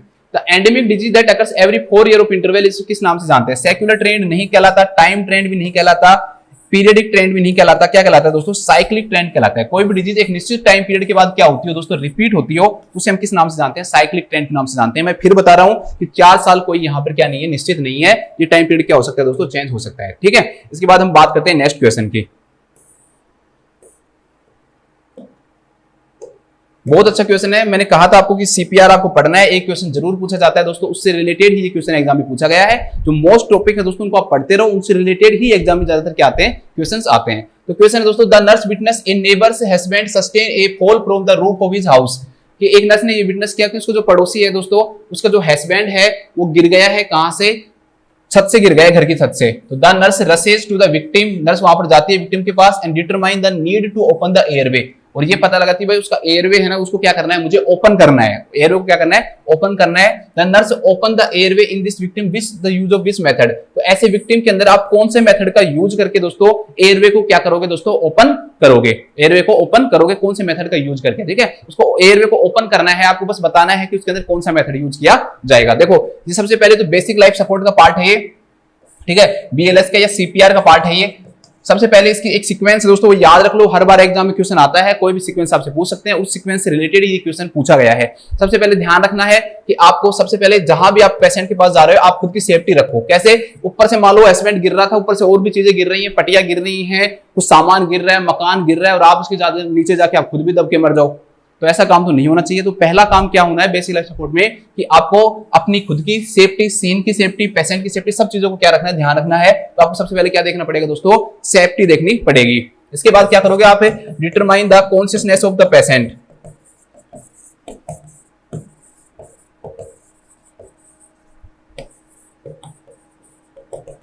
आपने पेशेंट के पास गए, आप देखो कि पेशेंट कॉन्शियस है नहीं है, उसके शोल्डर को जोर से टैप करो, उसको पूछो आर यू ओके, क्या आप ठीक हो? आप ठीक हो? आप बोलो कुछ। ठीक है, आप ये इस प्रकार से आप ये देखोगे पेशेंट कॉन्शियस है या नहीं है। आपको पता लग गया दोस्तों पेशेंट क्या है? अनकॉन्शियस है, पेशेंट बोल नहीं रहा है बिल्कुल भी। तो उसके बाद आप क्या करोगे? एक्टिवेट करोगे इमरजेंसी सिस्टम को। Activate the emergency support system या कॉल फॉर हेल्प, दोनों लिखा हुआ सकता है। कॉल फॉर हेल्प, दूसरे को हेल्प के लिए क्या करोगे? आप बुलाओगे, क्योंकि वो अनकॉन्शियस हो गया, तो आपको दूसरे की क्या पड़ेगी दोस्तों? हेल्प की जरूरत पड़ सकती है, या फिर आप एम्बुलेंस को इनको क्या करोगे दोस्तों? कॉल करोगे। इसके बाद आप क्या करोगे दोस्तों? उस पेशेंट की पल्स को चेक करोगे। Check the pulse and breathing, check the pulse and breathing. उस पेशेंट की पल्स और ब्रीथिंग को क्या करोगे दोस्तों, आप चेक करोगे कि बस उसके अंदर पल्स है या नहीं है, ब्रीथिंग है या नहीं है। कितना टाइम लोगे, मैक्सिमम 10 सेकंड का। कौन सी पल्स चेक करोगे एडल्ट के अंदर, कैरोटिड पल्स चेक करोगे मेनली कौन सी पल्स चेक करोगे, कैरोटिड पल्स चेक करोगे। यहां पर ये भी ध्यान रखना कि अगर दोस्तों चाइल्ड होता है ना, तो चाइल्ड के अंदर इमरजेंसी जो हेल्प जो है ना दोस्तों बाद में बुलाई जाती है, पहले हम पेशेंट के अंदर सीपीआर क्या कर देते हैं, स्टार्ट कर देते हैं। एडल्ट के अंदर पहले हम इमरजेंसी सिस्टम को बुलाएंगे और बच्चों के अंदर सीपीआर देने के बाद में एक साइकिल पूरा होने के बाद में हम उसको क्या करते हैं दोस्तों, उसको हम बुलाते हैं इमरजेंसी सिस्टम को। क्यों, क्योंकि उनके पास इतना टाइम नहीं होता जितना एडल्ट के पास होता है। आपने पल्स चेक की, ब्रीथिंग चेक की दोस्तों। अब इसके बाद में क्या करोगे आप दोस्तों, मान लो उसके पल्स नहीं है तो आप क्या करोगे, चेस्ट कंप्रेशन दोगे, चेस्ट कंप्रेशन। इसके बाद आप करोगे दोस्तों एयरवे को ओपन, जो यहां से क्वेश्चन आया था, ओपन द एयरवे। उसके बाद आपने एयरवे को क्या किया, ओपन किया। एयरवे को ओपन करने के लिए आप दो टेक्निक यूज कर सकते हो दोस्तों, head tilt and chin lift method, chin lift method. और दूसरा जो मेथड है दोस्तों वो है जो थ्रस्ट मैन्यूवियर, जो थ्रस्ट मैन्यूवियर। अब ध्यान रखना कि कोई भी पेशेंट नॉर्मल पेशेंट है, ठीक है, जो गिरा हुआ नहीं है, ट्रॉमा का पेशेंट नहीं है, हेड इंजरी नहीं है, नेक इंजरी नहीं है, स्पाइनल इंजरी नहीं है उसको, तो उस पेशेंट के अंदर, बाकी सभी पेशेंट के अंदर कौन सा मेथड यूज करते हैं दोस्तों, हेड टिल्ट चिन लिफ्ट मेथड यूज करते हैं। कि एक हाथ से हेड को क्या करते हैं दोस्तों, नीचे की तरफ करते हैं, और या चिन को 2 उंगलियां लगा के या मैंडिबल बोन पे उसको क्या करते हैं, ऊपर करते हैं। ठीक है, जिससे क्या होगा, जो मान लो जो टंग है वो पीछे की तरफ गिर गई हो, उसने एयरवे को क्या कर रखा हो, ऑब्स्ट्रक्ट कर रखा हो, तो इससे एयरवे क्या हो जाता है, बिल्कुल क्या हो जाता है दोस्तों, ओपन हो जाता है। लेकिन this method is not used in trauma. कोई भी पेशेंट ट्रॉमा का है, ठीक है, होल ऊपर से गिरा है, क्वेश्चन ध्यान रखना, हेड इंजरी का है, ठीक है, नेक इंजरी का है, या फिर स्पाइनल इंजरी का है, इन सब में से कोई भी पेशेंट है दोस्तों, तो उसके अंदर कौन सा मेथड यूज करते हैं, जो थ्रस्ट मैन्यूवर यूज करते हैं। दोनों हाथों से दोस्तों हम हाथों को इस प्रकार से लेकर जाते हैं और इन अंगूठे से ऊपर की तरफ क्या करते हैं, उठाते हैं। तो इसे हम किस नाम से जानते हैं, जो थ्रस्ट मैन्यूवर के नाम से हम इसको जानते हैं। तो हम ये करेंगे। उसके बाद में नेक्स्ट क्या आता है दोस्तों, एयरवे के बाद में आपका आता है ब्रीथिंग। और ब्रीथिंग के बाद में अगर पेशेंट को डिफिब्रिलेटर की जरूरत है तो हम क्या करेंगे, उसको डिफिब्रिलेट करेंगे। तो ये जितनी भी सीक्वेंस है ना दोस्तों, वो आपको याद करनी है, बहुत ज्यादा इंपॉर्टेंट है। किसी भी एग्जाम में ये सीधा सीधा पूछा जा सकता है और इस सीक्वेंस को आपको चेंज भी नहीं करना है। पहला सेफ्टी रखना है, दूसरा कॉन्शियसनेस चेक करना है, एक्टिवेट करना है इमरजेंसी सिस्टम को, ठीक है, पल्स को क्या करना है, चेक करना है, ब्रीथिंग को चेक करना है, चेस्ट कंप्रेशन देना है, एयरवे को क्या करना है दोस्तों, ओपन करना है, ब्रीथिंग करवानी है, और अगर डिफिब्रिलेशन की जरूरत है तो उसको हम क्या करेंगे, डिफिब्रिलेट करेंगे। ठीक है, डिफिब्रिलेशन की जरूरत है तो पेशेंट को डिफिब्रिलेट करेंगे। सब पेशेंट को डिफिब्रिलेशन की जरूरत नहीं होती। क्यों नहीं होती, सीपीआर वाली वीडियो में जाके देखो, मैंने बहुत अच्छे से आपको पढ़ा रखा है इसके बारे में। अब आ जाओ हमारे क्वेश्चन के ऊपर कि पेशेंट, देखो सीधी सी बात है कि फॉल से गिरा है दोस्तों, ट्रॉमा का पेशेंट होगा ये। छत से अगर कोई भी पेशेंट गिरा है दोस्तों, उसका एयरवे हम कभी भी हम इसमें देखो 2 ही मेथड यूज करते हैं, तो बाकी के सबको तो वैसे ही रिमूव कर दो, फ्लैश पोजीशन और ये हम नहीं देंगे। 2 आए हमारे पास, हेड टिल्ट चिन लिफ्ट मैन्यूवर और जो थ्रस्ट मैन्यूवर। तो हेड टिल्ट चिन लिफ्ट मैन्यूवर दोस्तों कभी भी ऊपर से गिरे हुए पेशेंट को, फॉलिंग का पेशेंट है, हेड इंजरी, नेक इंजरी, स्पाइनल इंजरी, इनमें हम नहीं देंगे। सिर्फ और सिर्फ हम इसमें कौन सी टेक्निक यूज करेंगे दोस्तों, जो थ्रस्ट मैन्यूवर क्या करते हैं हम इसके अंदर यूज करते हैं। तो जो थ्रस्ट जो मैन्यूवर है दोस्तों वो यूज किया जाता है। तो इस क्वेश्चन का आंसर हो जाएगा आपका सी। इसके बाद हम देखते हैं नेक्स्ट क्वेश्चन। बहुत अच्छा क्वेश्चन पूछा है दोस्तों ये। Which of the following is not included in the national vector borne disease control programme. दोस्तों एक प्रोग्राम है जिसका नाम है national vector borne disease control programme. इसमें ये कह रहा है कि इनमें से किसको इंक्लूड नहीं करना है। इसमें से कौन सी डिजीज इसमें इंक्लूड नहीं होती है, मलेरिया, डेंगू, प्लेग या फाइलेरियासिस। इनमें से कौन सी ऐसी डिजीज है दोस्तों जो कि इसमें इंक्लूड नहीं होती है। तो हम बात करते हैं, सबसे पहले हम बात करते हैं national vector borne disease control programme. National vector borne disease control programme actually में दोस्तों ये एक प्रोग्राम नहीं है, इसके अंदर कई सारे प्रोग्राम इंक्लूड होते हैं। ऐसे प्रोग्राम जो कई सारे प्रोग्राम इसके अंदर इंक्लूड हो, जो उसका सुपरमेसी हो, ऊपर सब ध्यान रखता हो, सुपरविजन करता हो, उसे हम अम्ब्रेला प्रोग्राम के नाम से जानते हैं। तो ये एक अम्ब्रेला प्रोग्राम है, ध्यान रखना। अब इस अम्ब्रेला प्रोग्राम के अंदर कौन कौन से प्रोग्राम आते हैं दोस्तों, तो इस प्रोग्राम को anti malaria programme, anti malaria जो प्रोग्राम है दोस्तों वो आता है। इसके अलावा इसके अंदर आता है काला अजर कंट्रोल प्रोग्राम, काला अजर कंट्रोल प्रोग्राम, और एक आता है इसके अंदर फाइलेरियासिस कंट्रोल प्रोग्राम। ये 3 इसके अंदर प्रोग्राम है दोस्तों वो इंक्लूड हो रहे हैं, और तीनों किसकी छत्र छाया में है, ये vector borne disease control programme के क्या है दोस्तों, छत्र छाया के अंदर ये होते हैं। ठीक है, तो आपको इनको याद रखना है। एक्चुअली मलेरिया है, उसके कई सारे प्रोग्राम आए हैं। ठीक है, जैसे 1953 के अंदर सबसे पहले मलेरिया कंट्रोल प्रोग्राम आया, फिर उसके बाद में उसको और आगे बढ़ा 1955 के अंदर कौन सा आया दोस्तों, मलेरिया इरेडिकेशन प्रोग्राम आया। फिर उसके बाद एंटी मलेरिया प्रोग्राम आया। काला अजर जो कंट्रोल प्रोग्राम है दोस्तों, ये लगभग 1991 के करीब आया था। फाइलेरिसिस कंट्रोल प्रोग्राम में लगभग 1955 के करीब आया था। तो उन्होंने सोचा भाई इन सारे प्रोग्रामों को सुपरवाइज करने के लिए एक प्रोग्राम होना चाहिए, तो उसका क्या नाम था, national vector borne disease control programme. अब सबसे पहली बात, इसका नाम ये क्यों है, वेक्टर बोर्न क्यों है, तो दोस्तों ये जो प्रोग्राम है दोस्तों वेक्टर डिजीज के कारण होता है। किसके कारण होता है दोस्तों, वेक्टर्स के कारण होता है, इसलिए हम इसे किस नाम से जानते हैं, vector borne disease control programme के नाम से हम इसे जानते हैं। अब इसके अंदर ऐसे नहीं है कि 3 प्रोग्राम है तो 3 ही डिजीज होगी, इसके अंदर 6 डिजीज इंक्लूड होती है। ये आपको ध्यान रखना है कि कौन कौन सी 6 डिजीज इसके अंदर आती हैं। तो एक जो डिजीज आती है दोस्तों वो मलेरिया आती है, ये तो आपको पता ही लग जाएगा, जो भी 3 प्रोग्राम बताए हैं उससे मलेरिया आती है। एक जो डिजीज आती है दोस्तों, क्या खुल गया, एक जो डिजीज आती है that is Japanese encephalitis, Japanese encephalitis. ठीक है, इसके अलावा इसमें आएगा आपका काला अजर, इसके अलावा इसमें आता है आपका फाइलेरिसिस, इसको लिम्फेटिक फाइलेरिसिस के नाम से भी जानते हैं, और एक आपका आता है इसमें डेंगू फीवर। तो ये 6 डिजीज इंक्लूड होती है। आपको ये याद रखना है कि national vector borne disease control जो प्रोग्राम है दोस्तों, उसमें 6 डिजीज इंक्लूड होती हैं। मलेरिया जो डिजीज है दोस्तों वो किसके कारण होता है, प्लाज्मोडियम के कारण होता है। प्लाज्मोडियम एक प्रोटोजोआ होता है, क्वेश्चन ये भी पूछा गया है एक बार कि प्लाज्मोडियम क्या होता है दोस्तों, एक प्रोटोजोआ होती है, कई सारी इसकी स्पीसीज होती है। प्लाज्मोडियम पे आपने पढ़ा हुआ है, वाइवेक्स होती है, ओवेल होती है, फाल्सीपेरम होती है। ठीक है, ये सब आपने पढ़ा हुआ है। तो एक प्रोटोजोआ के कारण ये डिजीज होती है। ठीक है, इसके बाद जापानीज एनसेफेलाइटिस एक वायरस के कारण होती है, जिसे हम फ्लेवी वायरस के नाम से जानते हैं। काला अजर जो है डिजीज दोस्तों, इसे हम ब्लैक फीवर या डम डम फीवर के नाम से भी जानते हैं। काला अजर को हम किस नाम से जानते हैं, डम डम फीवर, डम डम फीवर या फिर ब्लैक फीवर के नाम से भी हम इसे जानते हैं, ब्लैक फीवर। ये लेशमानिया एक प्रोटोजोआ के कारण होता है, जिसका नाम क्या है, लेशमानिया डोनोवानी, डोनोवानी के कारण होता है। फाइलेरिसिस जो होता है दोस्तों, ये भी एक पैरासाइट के कारण होता है, जिसका नाम है वुचेरिया ब्रैंकेप्टाई, बैंक्रेप्टाई, वुचेरिया ब्रैंकेप्टाई के कारण होता है। और डेंगू जो फीवर होता है दोस्तों, वो किसके कारण होता है, आपका डेंगू फीवर के कारण होता है। 3 और 2 5 ही बताए, एक और है ना इसमें। तो एक जो है दोस्तों वो चिकनगुनिया, चिकनगुनिया। ये चिकनगुनिया जो होता है दोस्तों, ये किसके कारण होता है, एल्फा चिकनगुनिया वायरस के कारण होता है, अल्फा चिकनगुनिया वायरस के कारण होता है। तो ये इनके पॉजिटिव एजेंट भी ध्यान रखना कि एग्जाम में डायरेक्टली क्वेश्चन पूछ सकता है। अब इसे वेक्टर बोर्न क्यों कहते हैं दोस्तों, वेक्टर बोर्न क्यों कहते हैं कि भाई ये किसी न किसी वेक्टर के कारण होते हैं, जैसे मस्कीटो हो गया, फ्लाइज हो गए, इनके कारण होते हैं। तो आपको ध्यान रखना है दोस्तों, सारे मलेरिया हो चाहे जापानीज एनसेफेलाइटिस हो, ठीक है दोस्तों, चाहे आपके काला वो सॉरी फाइलेरिसिस हो, डेंगू फीवर हो या फिर चिकनगुनिया हो, किसको छोड़ के, एक काला अजर को छोड़ के, काला अजर को छोड़ के जितने भी ये डिजीज होती है दोस्तों, इनका जो वेक्टर होता है वो मस्कीटो होता है। मस्कीटो से फैलती है, ये सारी किससे फैलती है दोस्तों, मस्कीटो से फैलती है, ध्यान रखना है।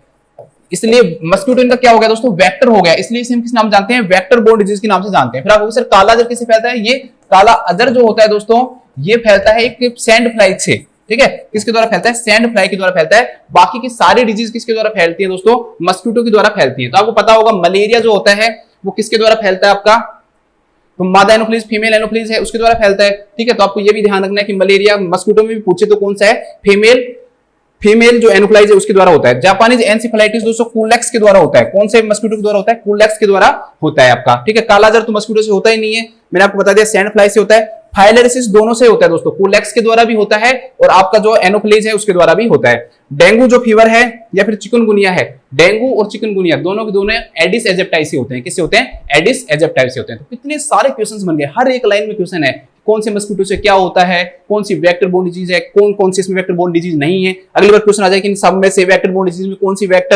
कौन सी मस्कीटो के द्वारा नहीं होती है, तो कौन सी आएगी, काला अजर नहीं होती है, सैंड फ्लाई से होती है। ये इनके पॉजिटिव एजेंट कौन कौन से होते हैं, कौन से मस्कीटो से कौन सी डिजीज होती है। तो ऐसे सारे जो क्वेश्चन है दोस्तों वो पूछे जा सकते हैं।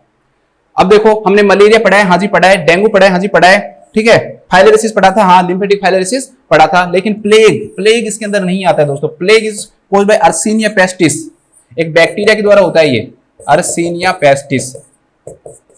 ठीक है, लेकिन ये किसके अंदर इंक्लूड नहीं है दोस्तों, vector borne disease control programme के अंदर इंक्लूड नहीं है। ठीक है, इसका जो vector borne disease control programme उसके अंदर इसको इंक्लूड नहीं किया गया, ये आपको ध्यान रखना है। बाकी की जितनी भी जो डिजीजेस हैं दोस्तों मैंने आपको बता दी जो इसके अंदर आती हैं। ये प्रोग्राम 2003 में आया था। कब आया था दोस्तों, 2003 में आया था, ये भी आप ध्यान रख लेना। इसके बाद बहुत अच्छा क्वेश्चन है, नेक्स्ट जो हमारे सामने क्वेश्चन आता है दोस्तों वो है which of the following muscle should always be avoided for IM injection to prevent sciatic nerve injury. कि इनमें से कौन सी मसल है दोस्तों वो अवॉइड करनी चाहिए। तो पेरेंटल जो एडमिनिस्ट्रेशन है उसकी बात कर रहा है ये कि IM इंजेक्शन किसमें से हम अवॉइड करना चाहिए जिससे क्या हो, सियाटिक नर्व इंजरी हो सकती है। तो वेंट्रोग्लूटियल है, वेस्टस लैटरलिस है, या डेल्टोइड है दोस्तों, या डोर्सोग्लूटियल है। तो दोस्तों मोस्ट कॉमन जो साइट होती है ना IM इंजेक्शन की तीनों होती है, वेंट्रोग्लूटियल भी होती है, वेस्टस लैटरलिस भी होती है और डेल्टोइड भी होती है। ठीक है, अगर हम दोस्तों ड्रग एडमिनिस्ट्रेशन की बात करें तो ड्रग एडमिनिस्ट्रेशन के अंदर कई सारे क्या हो सकते हैं, मेथड हो सकते हैं। सबसे पहला एक आता है पेरेंटल मेथड। पेरेंटल मेथड के अंदर जो मेथड आते हैं दोस्तों वो आपके आते हैं, आपका इंट्राडर्मल आता है, सबक्यूटेनियस आता है, आपका IM आता है और आपका क्या आता है दोस्तों, IV आता है। ठीक है, इंट्राडर्मल जो होता है इसमें 15 डिग्री के एंगल से देते हैं, सबक्यूटेनियस में 45 डिग्री के एंगल से देते हैं, IM को 90 डिग्री के एंगल से देते हैं और IV जो है लगभग 30 डिग्री के एंगल पे दिया जाता है। रेंज जो होते हैं 10 से 30 हो सकता है। ठीक है, तो ये भी आपको ध्यान रखना है। एब्जॉर्प्शन से रिलेटेड क्वेश्चन आता है, सबसे ज्यादा जो इन चारों में एब्जॉर्प्शन क्या होगा, आप सब IV बताओगे, बिल्कुल गलत है, इसका आंसर आएगा IM। ठीक है, सबसे ज्यादा एब्जॉर्प्शन किस में होता है दोस्तों, IM में होता है। क्यों होता है, क्योंकि IV के अंदर एब्जॉर्प्शन नहीं होता, डायरेक्टली ड्रग को हम कहां डाल रहे हैं, ब्लड के अंदर ही डाल रहे हैं। जबकि इन तीनों में एब्जॉर्ब होकर ब्लड का जो ड्रग है वो कहां जाती है दोस्तों, ब्लड के अंदर जाती है। इसलिए इन तीनों में अगर आपको मैक्सिमम एब्जॉर्प्शन पूछे, सबसे फास्ट एब्जॉर्प्शन पूछे, तो इन तीनों में क्या आएगा दोस्तों, आपका IM आएगा। ये ध्यान रखना है आपको। ठीक है, इसके अलावा और कौन कौन से मेथड हो सकते हैं दोस्तों, तो अगर आप कोई भी ड्रग है वो एपिड्यूरल स्पेस में दे सकते हो। कैसे कैसे ड्रग एडमिनिस्टर की जा सकती है दोस्तों, तो एपिड्यूरल मेथड, तो कोई भी ड्रग है उसको एपिड्यूरल स्पेस में दिया जाता है तो एपिड्यूरल कहलाएगा। इंट्राथीकल, अब नाम बिल्कुल सिंपल लग रहा है दोस्तों लेकिन क्वेश्चन टफ हो जाता है कि इंट्राथीकल कहां देते हैं, बताओ कौन सी स्पेस के अंदर देते हैं, अगर आपको पता है तो ध्यान रखना इसका सब अरेक्नोइड स्पेस आएगा। लेकिन क्वेश्चन में मान लो सब अरेक्नोइड दे ही नहीं हमें और कुछ दे देगा, तो आप क्या करोगे दोस्तों, तो इसका वेंट्रिकल्स करोगे। जो ब्रेन के वेंट्रिकल्स होते हैं दोस्तों उनमें डायरेक्टली दे सकते हैं हम इंट्राथीकल। ठीक है, एपिड्यूरल हो गया, इंट्राथीकल हो गया। इसके अलावा दोस्तों इंट्राओसियस कभी भी बच्चों के अंदर मान लो कि इमरजेंसी कंडीशन हो बच्चों में बड़ों में और IV लाइन हमें मिल ही नहीं पा रही हो और पेशेंट की डेथ ही होने वाली हो, तो हम डायरेक्टली हम बोन मैरो में क्या दे सकते हैं, ड्रग एडमिनिस्ट्रेशन कर सकते हैं। उसे हम किस नाम जानते हैं, इंट्राओसियस के नाम से जानते हैं। ठीक है, तो बोन मैरो में भी दिया जा सकती है। आंखों के अंदर देते हैं दोस्तों, इंट्राओक्यूलर कहलाती है वो, इंस्टिलेशन टेक्निक यूज करते हैं हम। ठीक है, और इसके अलावा आप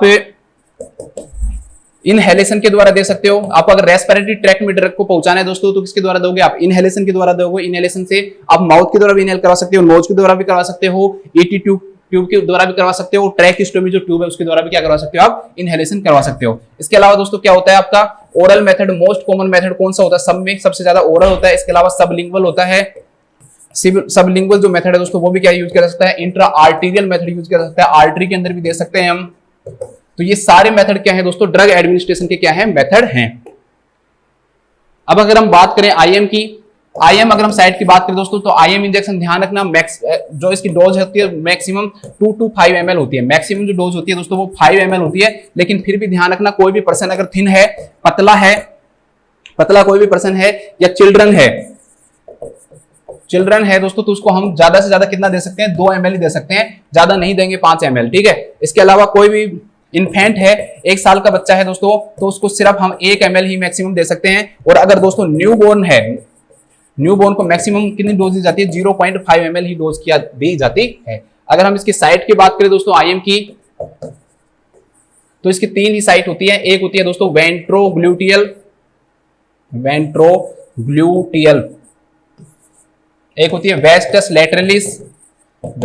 लैटरलिस और एक होती है आपकी डेल्टोइड। ठीक है, वेंट्रोग्लूटियल जो साइट होती है दोस्तों, जब 2 ml से ज्यादा अगर ड्रग देनी हो तो हम वेंट्रोग्लूटियल यूज करते हैं। इन सब में लगभग हम 2 ml से कम ही देते हैं, ज्यादा नहीं देते हैं कभी भी हम। ठीक है, वेंट्रोग्लूटियल के अंदर कौन सी मसल होती है, ग्लूटियल मीडियस। कौन सी मसल के अंदर देते हैं, ग्लूटियल मीडियस। मोस्ट कॉमन कौन सी मेथड यूज किया जाता है इन सब में, वेंट्रोग्लूटियल, जो पीछे लगाते हैं ना आपके कूल्हे पे लगाते हैं, वो कौन सा मेथड है दोस्तों? आपका वेंट्रोग्लूटियल ही है, जिसमें ग्लूटियल जो मीडियस जो मसल है दोस्तों वो क्या की जाती है, यूज की जाती है। 2 ml से ज्यादा देना वो मोस्ट कॉमन मेथड है ये एडल्ट के अंदर, ठीक है। इसके अलावा इम्यूनाइजेशन के लिए ज्यादातर बच्चों के अंदर, इन्फेंट के अंदर जो यूज किया जाता है दोस्तों, वो कौन सी यूज की जाती है? वेस्टस लैटरलिस यूज की जाती है। इसके अंदर कौन से मेथड का असेसमेंट करके हम आईएम इंजेक्शन लगाते हैं तो ये भी ध्यान रखना, anterior superior iliac spine, anterior superior iliac जो स्पाइन है दोस्तों, उसको असेस करके जो इंजेक्शन दिया जाता है वो वेंट्रोग्लूटियल है। और anterior lateral aspect of the thigh पे कौन सा लगाया जाता है? तो anterior lateral aspect of thigh पे लगाया जाता है वेस्टस लैटरलिस, ठीक है। और हाथ के ऊपर एक्रोमियन प्रोसेस को देख के कौन सा इंजेक्शन लगाया जाता है? तो वो कौन सा लगाया जाता है? तो डेल्टोइड लगाया जाता है। अब यहाँ तो आपको पता लगा है भाई सियाटिक नर्व इधर से जाती है, तो सियाटिक नर्व डैमेज नहीं होता अगर हम इन दोनों पे लगाते हैं। लेकिन आपसे क्वेश्चन पूछ ले कि डेल्टोइड के अंदर कौन सी नर्व के डैमेज होने के चांसेस होते हैं, तो दोस्तों बहुत सारी नर्व हैं जो यहाँ से निकलती है, जो पर डैमेज कर सकती है नर्व को। तो ध्यान रखना, रेडियल नर्व भी आएगा इसमें, अल्नर जो नर्व है वो भी डैमेज हो सकती है। इसके अलावा आपकी ब्रैकियल जो नर्व है वो भी क्या हो सकती है? डैमेज हो सकती है, ठीक है। तो ये सारी नर्व क्या हो सकती है? डेल्टोइड के अंदर क्या हो सकती है दोस्तों? डैमेज हो सकती है। तो बहुत सारे क्वेश्चंस बन गए हैं ना। चलो नेक्स्ट पढ़ते हैं। तो इसके क्वेश्चन का आंसर क्या हो जाएगा? डोर्सोग्लूटियल। डोर्सोग्लूटियस जो है दोस्तों, उसके अंदर किसके चांसेस रहते हैं? सियाटिक नर्व के डैमेज होने के चांसेस रहते हैं। इसके बाद देखते हैं हम नेक्स्ट क्वेश्चन। नेक्स्ट क्वेश्चन है दोस्तों, the doses of elimination iron and folic acid in anaemia Mukt Bharat programme for pregnant woman, ठीक है। पहले ये जो प्रोग्राम था दोस्तों, national nutritional anaemia prophylaxis programme, नाप के नाम से याद रख लेना, इस नाम से चलता था 1970 के अंदर। 2018 में इसका जो नाम दोस्तों वो चेंज करके क्या कर दिया गया? एनीमिया मुक्त भारत, एनीमिया मुक्त भारत कर दिया गया, एनीमिया मुक्त भारत कर दिया गया। ध्यान रखना, इसके अंदर सिर्फ आयरन और फोलिक एसिड ही नहीं आता, आयरन फोलिक एसिड, एक इसके साथ एल्बेंडाजोल भी आती है दोस्तों, एल्बेंडाजोल। बच्चों को भी एल्बेंडाजोल की टैबलेट दी जाती है, ध्यान रखना। एल्बेंडा डीवॉर्मिंग का काम करती है। तो पूछ सकता है कि इसके अंदर और क्या इंक्लूड है, तो डीवॉर्मिंग इंक्लूड है। पेट के कीड़े मारना क्या कहलाता है? डीवॉर्मिंग कहलाता है। तो डीवॉर्मिंग के लिए क्या दी जाती है दोस्तों? एल्बेंडाजोल भी दी जाती है। लगभग 400 mg एल्बेंडाजोल क्या की जाती है? प्रोवाइड की जाती है, 400 mg। 2 साल से छोटा है दोस्तों तो उसको आधी टैबलेट दी जाती है 200 mg, 1 साल में 2 बार। और अगर 2 साल से बड़ा है तो कितनी दी जाती है? 400 mg दी जाती है, ठीक है। 6 महीने से ये प्रोग्राम स्टार्ट होता है। जब बच्चा 6 महीने का हो जाता है उनके लिए भी है, ये बच्चों के लिए भी है, प्रेग्नेंट लेडी के लिए भी है, लैक्टेशन के लिए भी है, एडोलसेंट के लिए भी है, ठीक है। और जो रिप्रोडक्टिव एज में उनके लिए, तो लगभग ये सबके लिए 6 महीने से पहले नहीं है, बस ये ध्यान रखना है आपको, ठीक है। अब देखो इसके अंदर क्वेश्चन क्या पूछा था कि एनीमिया मुक्त भारत के अंदर क्या देते हैं, तो इसके अंदर देते हैं दोस्तों आयरन और फोलिक एसिड की टैबलेट दे रहे हैं। तो 60 mg क्या देता है? एलिमेंटल आयरन देते हैं। और 500 mg क्या देते हैं दोस्तों? 500 माइक्रोग्राम फोलिक एसिड देते हैं, 0.5 mg फोलिक एसिड देते हैं। तो एलिमेंटल आयरन का मतलब क्या होता है दोस्तों कि कोई भी आयरन है, मान लो कोई भी आप ड्रग दे रहे हो उसको फेरस सल्फेट है, तो 2 चीजें हैं, अब उनमें से सिर्फ आप आयरन निकालो तो वो आयरन क्या कहलाएगा दोस्तों? एलिमेंटल आयरन कहलाएगा। तो कंपाउंड के अंदर एक ड्रग होती है, उस कंपाउंड में से सिर्फ हमें आयरन निकालना हो, जैसे फेरस सल्फेट है उसमें फेरस भी सल्फेट ही, लेकिन हमें सिर्फ आयरन लेना हो तो वो क्या कहलाएगा? एलिमेंटल आयरन कहलाएगा। तो इसके अंदर 60 mg एलिमेंटल आयरन होता है और 500 माइक्रोग्राम क्या होता है दोस्तों? फोलिक एसिड होता है, जो कि किसके अंदर दिया जाता है? एनीमिया मुक्त भारत के अंदर दिया जाता है। चलो इससे रिलेटेड और सुनो। पहले बात करते हैं दोस्तों हम फोलिक एसिड की बात करते हैं। आपको मैं फोलिक एसिड के बारे में बताता हूं। इससे बहुत सारे क्वेश्चन पूछ जाते हैं। क्वेश्चन आता है कि फोलिक एसिड की डिफिशियंसी से बच्चों के अंदर, मतलब कि एक प्रेग्नेंट लेडी है उसके अंदर अगर फोलिक एसिड डिफिशियंसी है तो क्या क्या चीजें हो सकती हैं, ठीक है। तो एक तो दोस्तों उसको खुद को क्या हो सकता है? एनीमिया हो सकता है, खुद को क्या हो सकता है? उसको एनीमिया हो सकता है। और उसको जो बेबी है दोस्तों उसको क्या हो सकता है?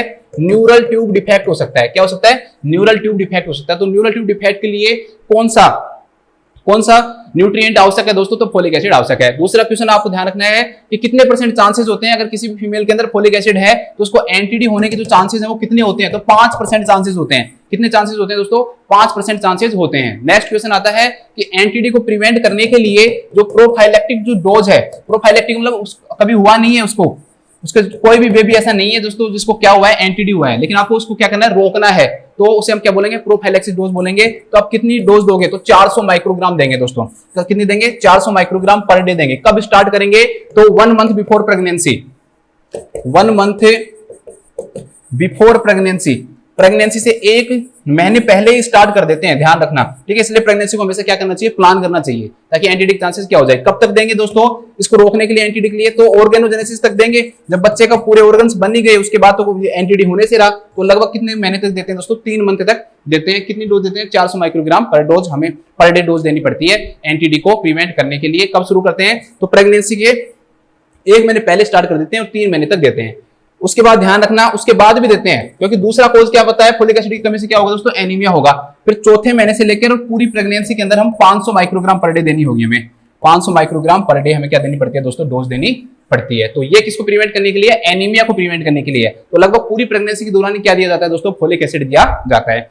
एक क्वेश्चन आता है कि ट्रीटमेंट के रूप में, थेराप्यूटिक रूप में फोलिक एसिड कितना दिया जाता है। अब इसका मतलब क्या है, एंटीडी को प्रिवेंट करने के लिए थेराप्यूटिक मतलब ये है दोस्तों, पहले मैंने प्रोफाइलेक्टिक लिखा था, तो प्रोफाइलेक्टिक का मतलब ये था कि उसे किसी भी बेबी को, किसी भी बच्चे को क्या नहीं हुआ है, एंटीडी नहीं हुआ है। लेकिन एक फीमेल है दोस्तों, उस फीमेल की पहली जो प्रेगनेंसी थी, उस पहली प्रेगनेंसी में एक बच्चा हुआ उसके, उस बच्चे को क्या था दोस्तों, एंटीडी था। तो नेक्स्ट जो प्रेगनेंसी है उसमें आप कितनी डोज दोगे, तो ध्यान रखना उसके लिए हम 4 mg डोज देंगे। कितनी देंगे, 4 mg। और कब स्टार्ट करेंगे, प्रोफाइलेक्सिस में हम 1 महीने पहले स्टार्ट कर रहे थे, यहां पर हम 3 महीने पहले स्टार्ट करेंगे, तो 3 month before, 3 month before pregnancy. तो ये सारी चीजें आपको ध्यान रखनी है, ठीक है। तो क्या क्या चीजें देते हैं इसमें, आयरन, फोलिक एसिड देते हैं और एक एल्बेंडाजोल की टैबलेट भी देते हैं बच्चों को, ठीक है, डीवॉर्मिंग के लिए। ये भी आपको एनीमिया भूत भारत में याद रखना है। तो इसका आंसर हो जाएगा 60 mg elemental iron and 500 microgram folic acid. Next question देखते हैं। नेक्स्ट क्वेश्चन आता है दोस्तों कि देखो कितना एग्जाम जो पिछली बार है ना 17 सितंबर को हुआ था आई थिंक, और 17 सितंबर का ही उन्होंने दिन पूछ लिया कि भाई 17 सितंबर को कौन सा दिन मनाया जाता है, तो वर्ल्ड पेशेंट सेफ्टी डे मनाया जाता है, ठीक है। तो इसका आंसर क्या हो जाएगा दोस्तों, 17 सितंबर। 17 सितंबर को कौन सा दिन मनाया जाता है, वर्ल्ड पेशेंट सेफ्टी जो डे है दोस्तों वो मनाया जाता है। अब इससे रिलेटेड और भी क्वेश्चन पूछ सकते हैं, जैसे अब की बार मान लो 3 जून को एग्जाम है, तो 3 जून को कौन सा डे आता है, world bicycle day, world bicycle day आता है। इसके अलावा दोस्तों और भी डेज पूछ सकते हैं, जैसे 30 जनवरी को, मैं इंपोर्टेंट डेज लिखा देता हूं आपको 2-4। 23 जनवरी को दोस्तों कौन सा डे आता है, तो एंटी लेप्रोसी डे आता है, वर्ल्ड एंटी लेप्रोसी डे। सबके वर्ल्ड लगा लेना आप, ठीक है, वर्ल्ड सबके लगा लेना, वर्ल्ड एंटी लेप्रोसी डे आता है। 4 फरवरी को कौन सा आता है दोस्तों, cancer day, world cancer day, cancer day. 4 फरवरी को कौन सा आता है, कैंसर डे आता है, ठीक है। फरवरी के बाद में अगर हम बात करें दोस्तों मार्च की, तो 8 मार्च को, ठीक है, 8 मार्च को कौन सा आता है दोस्तों, आपका वुमेन्स डे आता है। कौन सा आता है, वुमेन्स डे। ये तो सबको पता होगा, फेसबुक पे लगाते रहते हो आप, ठीक है, और दिन तो लगाओ नहीं लगाओ उस दिन जरूर लगा देते हो। 24 मार्च को पूछ सकता है, तो इसको कौन सा आता है दोस्तों, एंटी टीबी डे। जो टीबी डे है दोस्तों वो कब आता है, मार्च के अंदर आता है। इसके बाद आ जाओ, मार्च के बाद में आपसे पूछ सकता है किसमें, वो मेनली अप्रैल में पूछ सकता है आपसे। तो अप्रैल के अंदर एक मलेरिया डे आता है 25 अप्रैल को। 25 जो अप्रैल है दोस्तों उसको कौन सा दिन आता है, मलेरिया डे, मलेरिया डे आता है वो 25 अप्रैल को आता है। इसके बाद हम बात करते हैं दोस्तों मई के बाद, अप्रैल के बाद मई के अंदर जो डे आते हैं उसमें एक तो रेड क्रॉस सोसाइटी का फॉर्मेशन हुआ था, तो आपको याद रखना है 8 मई को आता है red cross day. Red cross जो डे आता है वो कब आता है, 8 मई को आता है। और 31 मई को आता है no tobacco day, no tobacco day. इसके बाद अगर हम बात करें दोस्तों जून की, तो जून के अंदर एक डे आता है मेन, एक तो 14 जून को आता है। 14 जून को जो डे आता है वो होता है blood donor day, blood donor day. ये इससे रिलेटेड पूछ सकते हैं। जुलाई को पूछ सकते हैं 11 जुलाई, 1 जुलाई को डॉक्टर्स डे आता है, ये सबको पता होता है, 1 जुलाई को डॉक्टर्स डे। नर्सिंग डे 12 मई को आता है, वो भी लिख सकते हो, नर्सेज डे, नर्सेज डे 12 मई को। 11 जुलाई को आता है पॉपुलेशन डे, पॉपुलेशन डे आता है 11 जुलाई को। इसके बाद 28 जुलाई को हेपेटाइटिस डे आता है, 28 जुलाई को आता है दोस्तों हेपेटाइटिस डे, ठीक है। इसके अलावा और लिख लो, जैसे 10 अक्टूबर को मेंटल हेल्थ डे, ये इंपॉर्टेंट है, मेंटल हेल्थ डे। 10 नवंबर को universal immunisation day, universal immunisation day, 10 दिसंबर को human rights day, human rights day. 7 अप्रैल को, ये तो सबको पता होना चाहिए, health day, world health day. 1 अक्टूबर को day for older adults, for older adults आता है। ठीक है, कई सारे डेज हो गए जो कि क्या है दोस्तों। 1 दिसंबर को वो आता है एक एड्स डे।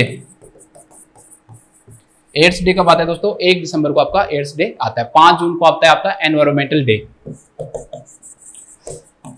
Environmental day. कुछ डे है, ऐसा तो कुछ है नहीं कि बस इनमें से ही आएगा, लेकिन ये है दोस्तों कुछ चीजें क्या होती है, इंपॉर्टेंट होती है। तो इनमें से मैंने आपको लगभग जो इंपॉर्टेंट जितनी भी डेज हैं दोस्तों, वो सब मैंने आपको लिखा दिए है ना।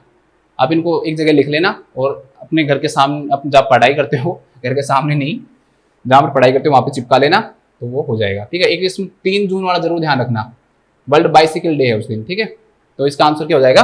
17 सितंबर, 17 सितंबर। इसके बाद हम देखते हैं नेक्स्ट क्वेश्चन। नेक्स्ट क्वेश्चन आता है दोस्तों कि a child is suffering from diarrhoea with restlessness, agitation and irritability, which of the following clinical sign is not indicated to severe dehydration. कि एक बच्चा है, डायरिया का है और उसको रेस्टलेसनेस हो रही है, एजिटेशन हो रहा है और इरिटेबिलिटी हो रही है, तो इनमें से कौन सा क्लिनिकल साइन डिहाइड्रेशन को क्या करता है? इंडिकेट करता है, वो भी सीवियर डिहाइड्रेशन को। चलो कुछ चीज समझाता हूं आपको। अगर हम बात करें दोस्तों अर्ली फीटल लाइफ के अंदर, अर्ली फीटल लाइफ के अंदर लगभग 90% क्या होता है दोस्तों? वाटर होता है बॉडी के अंदर। बेबी की जो जब फीटस रहता है तो अर्ली फीटल लाइफ लगभग 90% तो उसमें क्या होता है दोस्तों? वाटर ही होता है। ठीक है, जब उसका जन्म होता है, न्यू बॉर्न होता है दोस्तों, तो ये लगभग 80% हो जाता है। 1 साल के बाद में, आफ्टर 1 ईयर के बाद में ये हो जाता है दोस्तों लगभग कितना? 60%। और ओल्डर एडल्ट के अंदर, जो एडल्ट जो बूढ़े हो गए बेचारे, उनके अंदर ये कितना हो जाता है दोस्तों? 55% हो जाता है। नेक्स्ट क्वेश्चन आता है most common cause of dehydration in child, most common cause of dehydration in child. Child के अंदर डिहाइड्रेशन का मोस्ट कॉमन कोज क्या होता है? डायरिया। क्या होता है दोस्तों? डायरिया होता है। अगर हम आपको एक ट्रिक बताता हूं, देखो आप इस 60% को याद करते करते भूल जाते होंगे कि कितना एक्स्ट्रा सेलुलर है, कितना इंट्रा सेलुलर है, मुझे पता है। एक ऐसी ट्रिक बताता हूं आपको कि कभी नहीं भूलोगे। आप ना 5 डब्बे बना लो, आप भूल जाते हो कि कितना एक्स्ट्रा सेलुलर है, कितना सॉलिड है, कितना लिक्विड है, आप हमेशा भूल जाते हो, ये बहुत कंफ्यूजिंग है। ठीक है, इसके लिए मैंने एक ट्रिक बनाई है।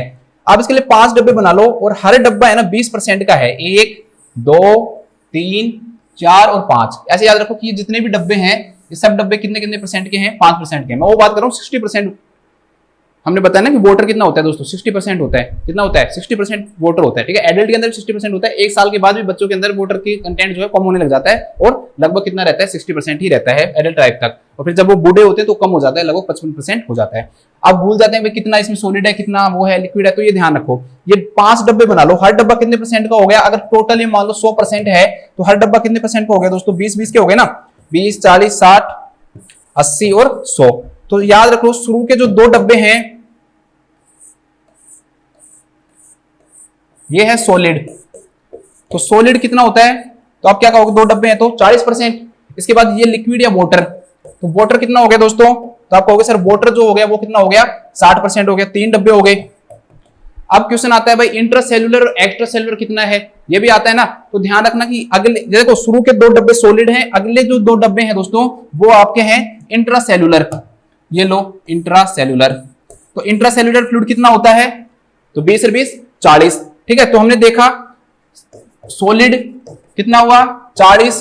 इंट्रासेल्युलर फ्लूइड कितना हुआ दोस्तों बॉडी वेट का? 40%। और एक्स्ट्रा सेल्युलर कितना बच गया भाई? ये एक्स्ट्रा सेल्युलर ही है। तो ये एक्स्ट्रा सेल्युलर कितना होता है दोस्तों? आपका 20% होता है। कितना होता है? 20% होता है। तो आप इस प्रकार से इसको भूलोगे नहीं। ये क्या हो गया? हाँ ठीक है। इसके बाद में एक्स्ट्रा सेल्युलर में भी पूछ लेते हैं भाई एक्स्ट्रा सेल्युलर में कितना होता है, क्या होता है, तो वो भी आपको याद रखना चाहिए भाई इंटरस्टिशियल कितना होता है। ठीक है, लगभग 14%। एक्स्ट्रा सेल्युलर फ्लूइड के अंदर भी कितने फ्लूइड आते हैं? 3 फ्लूइड आते हैं दोस्तों। एक प्लाज्मा आता है, एक इंटरस्टिशियल फ्लूइड आता है और एक ट्रांससेल्युलर आता है। तो लगभग प्लाज्मा 14% होता है, 4% इंटरस्टिशियल होता है और 2% कैसा क्या होता है दोस्तों, ट्रांस सेलुलर होता है। प्लाज्मा 14, 14 4 18 और 2 20 हो गया ना, तो 14% प्लाज्मा होता है, 4% इंटरस्टिशियल फ्लूइड और ट्रांस सेलुलर। ठीक है, देखो प्लाज्मा तो ब्लड के अंदर जो प्लाज्मा है वो, और ठीक है, और इंटरस्टिशियल स्पेस मतलब कि जो सेल के बीच में जो स्पेस पाया जाएगा उसे इंटरस्टिशियल स्पेस कहेंगे। और ट्रांस सेलुलर मतलब जो बॉडी कैविटी है ना उनके अंदर साइनोवियल फ्लूइड है, हमारे इंट्राओक्यूलर आंखों के अंदर पाया जाने वाला जो aqueous humour vitreous humour fluid है वो है। ठीक है, प्लूरल कैविटी के अंदर पाया जाने वाला फ्लूइड है। ठीक है, इसके अलावा मतलब कि बॉडी की जो भी कैविटी है ना दोस्तों उनके अंदर जितने भी पेरिटोनियल कैविटी है उसके अंदर पाया जाता है। ठीक है, तो ऐसे जितने भी फ्लूइड है दोस्तों उन्हें किस नाम जानते हैं, ट्रांससेलुलर। तो ये बॉडी वेट का कितना बनाते हैं, 2% बनाते हैं। अगर क्वेश्चन बॉडी वेट के अकॉर्डिंग पूछ लेते हैं तो हम नॉर्मल जो बॉडी वेट है मान लो 70 केजी का मान लेते हैं, एक एडल्ट को कितना मान लेते हैं, 70 केजी का। तो सॉलिड कितना होगा इसमें, तो 70 को भी आप 5 भागों में बांट लो, 14 14 14 14 और 14 14 5 70 हो गया ना, तो 40% हो गया सॉलिड। तो 70 का 14 दूनी 28, तो 28 केजी क्या होगा दोस्तों, सॉलिड होगा। देखो 70 केजी वेट है तो ये आदमी है पूरा, इसका 70 केजी वेट है। हर डिपार्टमेंट को 14 में बांट दिया, 5 भागों में बांट दिया हमने, क्योंकि 20 20 20 के 5 हैं तो बराबर बराबर हैं, तो 14 14। तो वेट कितना हो गया दोस्तों, तो आप कहोगे सॉलिड वेट कितना हो गया उसके अंदर, 28 केजी सॉलिड वेट है उसके अंदर। इंट्रासेलुलर पूछे कि कितना होता है तो 28 केजी क्या आएगा दोस्तों, इंट्रासेलुलर आएगा। और एक्स्ट्रा सेलुलर पूछे तो कितना आएगा दोस्तों, 14 केजी क्या आएगा उसके अंदर, एक्स्ट्रा सेलुलर आएगा। तो आपको किसी भी टेक्निक, इस टेक्निक का यूज करके है ना आप कभी भी कंफ्यूज नहीं होगे। वैसे आप पढ़ोगे भूल जाओगे, फिर बोलोगे 60% कौन सा था, 40% कौन सा था, वो भी आपको याद रखना है। बात करते हैं डिहाइड्रेशन की। डिहाइड्रेशन के अंदर जो सिम्टम्स है दोस्तों उनके अंदर आईज क्या होती है, संकन आईज, आईज संकन होंगी। ठीक है, और जो फोंटानेल्स हैं वो भी क्या होंगे, संकन या डिप्रेस्ड फोंटानेल्स होंगे, डिप्रेस्ड फोंटानेल्स होंगे। म्यूकस मेम्ब्रेन क्या रहेगी, dry mucus membrane, mouth dry, tongue dry, dry mucus membrane, mouth भी ड्राई लिखा हुआ सकता है, टंग भी क्या लिख सकता है। टीयर्स प्रेजेंट नहीं रहेंगे, अगर सीवियर डिहाइड्रेशन है तो टीयर्स क्या हो जाते हैं दोस्तों, एब्सेंट हो जाते हैं।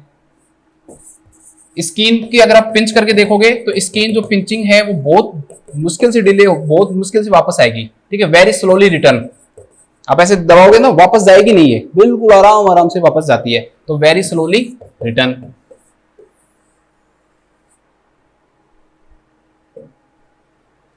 तो इसमें ये क्वेश्चन पूछते हैं, देखते हैं क्या कह रहा है ये कि कौन सा साइन है सीवियर डिहाइड्रेशन को दिखाता है। एक चीज और बताऊंगा आपको बहुत इंपॉर्टेंट, पहले देख रहा है कि मार्कली संकन आइज, हाँ संकन आइज प्रेजेंट रहते हैं। Refilling time more than 2 second, हाँ जो टाइम जो होता है दोस्तों रिफिलिंग टाइम है, कैपिलरी रिफिल टाइम है, वो क्या हो जाता है, बढ़ जाता है सीवियर डिहाइड्रेशन के अंदर, 2 सेकंड से क्या हो जाता है, ज्यादा हो जाता है। ठीक है, इसके बाद है दोस्तों urine output less than 20 ml per hour, हाँ यूरिन आउटपुट भी क्या हो जाता है दोस्तों, कम हो जाता है। ठीक है, क्योंकि फ्लूइड ही नहीं है तो किडनी जो है यूरिन को रोकेंगी, रीअब्जॉर्प्शन करवाएंगी वाटर को, तो बाहर नहीं निकलने देती है, तो वो कम हो जाता है। बल्जिंग फोंटानेल्स नहीं है दोस्तों, ध्यान रखना। ठीक है, संकन फोंटानेल्स आएगा, बल्जिंग जो फोंटानेल्स है वो इंक्रीज्ड आईसीपी को दिखाता है। इंट्राक्रेनियल जो प्रेशर है दोस्तों वो क्या दिखाता है, ये बढ़ा हुआ दिखाता है, तो ये नहीं होगा। एक ओआरएस को लिख लो यार, मैं डिहाइड्रेशन आए, डायरिया आए, आप ओआरएस नहीं लिखो तो काम नहीं चलेगा, तो ओरल रिहाइड्रेशन थेरेपी है ये। ठीक है, ओआरएस के अंदर देखो क्या क्या चीजें आती हैं, इससे रिलेटेड जो है एग्जाम में बहुत बार क्वेश्चंस पूछे जाते हैं, तो आपको याद रखना है। तो एक याद रखना आपको सोडियम क्लोराइड, ठीक है, एक आता है ट्राई सोडियम सिट्रेट, हो सकता है कि आपको डायरेक्टली वो सोडियम सिट्रेट भी लिख दे, तो ये भी ध्यान रखना है, ट्राई सोडियम सिट्रेट। एक आता है पोटेशियम क्लोराइड, और एक आपका डेक्सट्रोज भी लिखा हुआ सकता है, या डेक्सट्रोज नहीं आएगा तो ग्लूकोज लिखा हुआ आएगा, दोनों यूज किए जाते हैं, कोई दिक्कत आपकी नहीं है। NaCl 2.6 ग्राम होता है, सोडियम सिट्रेट 2.9 ग्राम होता है, ये 1.5 ग्राम होता है, और डेक्सट्रोज जो होता है दोस्तों वो आपको कितना होता है, 13.5 ग्राम होता है। तो टोटल कितने ग्राम हो गए, ये 20.5 ग्राम होते हैं। ठीक है, लेकिन आजकल ये क्वेश्चन कम आने लगा है, ओस्मोलरिटी कर पूछने लग गया कि भाई ओस्मोलरिटी कितनी होती है, ओस्मोलरिटी पूछने लग गए आजकल भाई, ओआरएस की ओस्मोलरिटी बताओ। तो इसकी जो ओस्मोलरिटी होती है दोस्तों वो कितनी होती है, 245 होती है, लेकिन क्वेश्चन डायरेक्टली मिली ओस्मोल पर लीटर, 245 मिली ओस्मोल पर लीटर। लेकिन डायरेक्टली क्वेश्चन दोस्त है वो ऐसे मान लो ऐसे नहीं पूछे आपसे, डायरेक्टली वो पूछेगा कि सोडियम की कितनी होती है, तो 75 होती है। ठीक है, आपकी डेक्सट्रोज की कितनी होती है, तो डेक्सट्रोज की कितनी होती है दोस्तों, आपकी 75 ही होती है, डेक्सट्रोज या ग्लूकोज की 75 ही होती है। क्लोराइड की पूछ ले तो क्लोराइड की 65 होती है। ठीक है, इसके अलावा एक सिट्रेट आ गया, सिट्रेट की पूछ ले तो 10 होती है, और एक पोटेशियम आ गया, पोटेशियम की कितनी होती है दोस्तों, तो पोटेशियम की होती है 20।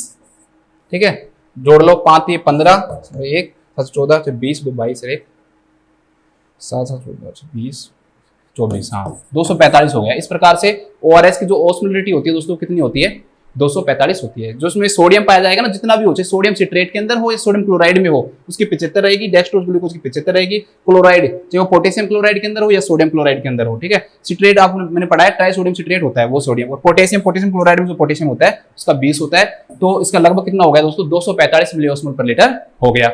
ये भी आपको क्या रखना है, याद रखना है, ठीक है। मुझे लगा कि ORS आपको जरूर बताना चाहिए, इसलिए मैंने बता दिया। एक डिहाइड्रेशन का फ्लूइड ऑफ चॉइस क्या होता है, dehydration fluid of choice RL, याद रखना। RL भी दे सकते हैं, ड्रग जो फ्लूइड ऑफ चॉइस है वो RL है, लेकिन कुछ सर्कमस्टांसेस में NS भी दिया जा सकता है, लेकिन डेक्सट्रोज नहीं देते हैं फ्लूइड के अंदर, ठीक है। और ORS के अंदर डेक्सट्रोज क्यों डालते हैं दोस्तों, ऐसे कहते हैं कि वो जो एब्जॉर्प्शन है ना उसको क्या करता है, इंक्रीज करता है। सोल्ट के एब्जॉर्प्शन को क्या करता है दोस्तों, वो इंक्रीज करता है। सोल्ट के एब्जॉर्प्शन को क्या करता है, इंक्रीज करता है। डिहाइड्रेशन वैसे 3 टाइप का और होता है, ठीक है। माइल्ड, मॉडरेट, सीवियर तो है ही। एक चीज और लिख लो, चलो क्या पता कहां बन जाए। एक आता है दोस्तों आइसोनेट्रेमिक, जिसके अंदर वाटर और सोडियम दोनों बराबर रहेंगे, ठीक है। एक आता है दोस्तों आपका हाइपोनेट्रेमिक, जिसके अंदर जो सोडियम का जो लॉस है वो ज्यादा होता है पोटेशियम के। और एक आता है हाइपरनेट्रेमिक, हाइपरनेट्रेमिक मतलब कि सोडियम ज्यादा हो जाता है, वाटर लॉस क्या होता है दोस्तों, ज्यादा होता है, और सोडियम जो है वो ब्लड के अंदर ज्यादा पाया जाएगा। क्वेश्चन आता है मोस्ट डेंजरस कौन सा है, मोस्ट डेंजरस हाइपरनेट्रेमिक है।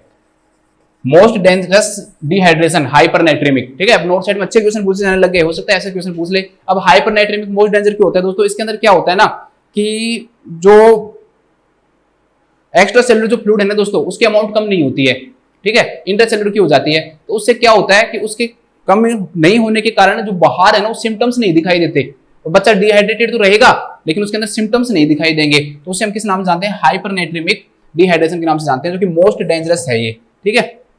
चलो नेक्स्ट क्वेश्चन, अभी हमारे पास 3-4 क्वेश्चन बज रहे हैं, देखते हैं। A patient comes in the OPD and says the feels pain when he opens the door of the garage and he also state that he continuous using the corticosteroid which are the common side effect of corticosteroid therapy to develop pain, ठीक है। एक patient है दोस्तों, वो क्या कर रहा है, वो ओपीडी के अंदर आता है, वो कहता है कि मुझे क्या फील हो रहा है, पेन फील हो रहा है when he opens the door, garage का जब वो डोर खोलता है। और ही आल्सो स्टेट, वो ये कहता है कि उसको वो कंटिन्यूअसली क्या ले रहा है, कॉर्टिकोस्टेरॉइड ले रहा है। तो इनमें से कौन सा कॉर्टिकोस्टेरॉइड का साइड इफेक्ट है जो क्या डेवलप करता है दोस्तों, पेन डेवलप करता है। तो इसका आंसर क्या आ जाएगा दोस्तों, ऑस्टियोपोरोसिस आ जाएगा। इसका आंसर क्या होगा, ऑस्टियोपोरोसिस है, उसके अंदर पेन होता है। चलो बात करते हैं थोड़ा सा कॉर्टिकोस्टेरॉइड के बारे में। कॉर्टिकोस्टेरॉइड हमारी बॉडी के अंदर कौन सी ग्लैंड बनाती है, आंसर आएगा एड्रिनल ग्लैंड। क्वेश्चन आएगा एड्रिनल ग्लैंड में भी कौन सा पार्ट बनाता है, कोर्टेक्स बनाता है। इसमें भी आएगा कि कौन सी लेयर बनाती है, तो जोना फेसिकुलाटा बनाती है। 3 लेयर होती हैं, जोना ग्लोमेरुलस, जोना फेसिकुलाटा और जोना रेटिकुलरिस। तो जोना जो फेसिकुलाटा जो है दोस्तों वो क्या बनाती है, आपका कॉर्टिकोस्टेरॉइड बनाती है। एग्जांपल क्या है, कोर्टिसोल, कॉर्टिकोस्टेरोन, कोर्टिसोल, कोर्टिसोन और कॉर्टिकोस्टेरोन, कॉर्टिकोस्टेरोन। चलो ये क्या क्या करता है, फंक्शन देख लेते हैं, इस क्वेश्चन का आंसर निकल के आ जाएगा। दोस्तों ग्लूकोज के लेवल को क्या करता है, ये इंक्रीज करता है, इंक्रीज ग्लूकोज लेवल। 2 प्रकार से करता है, लिखवाऊंगा नहीं यहाँ पे।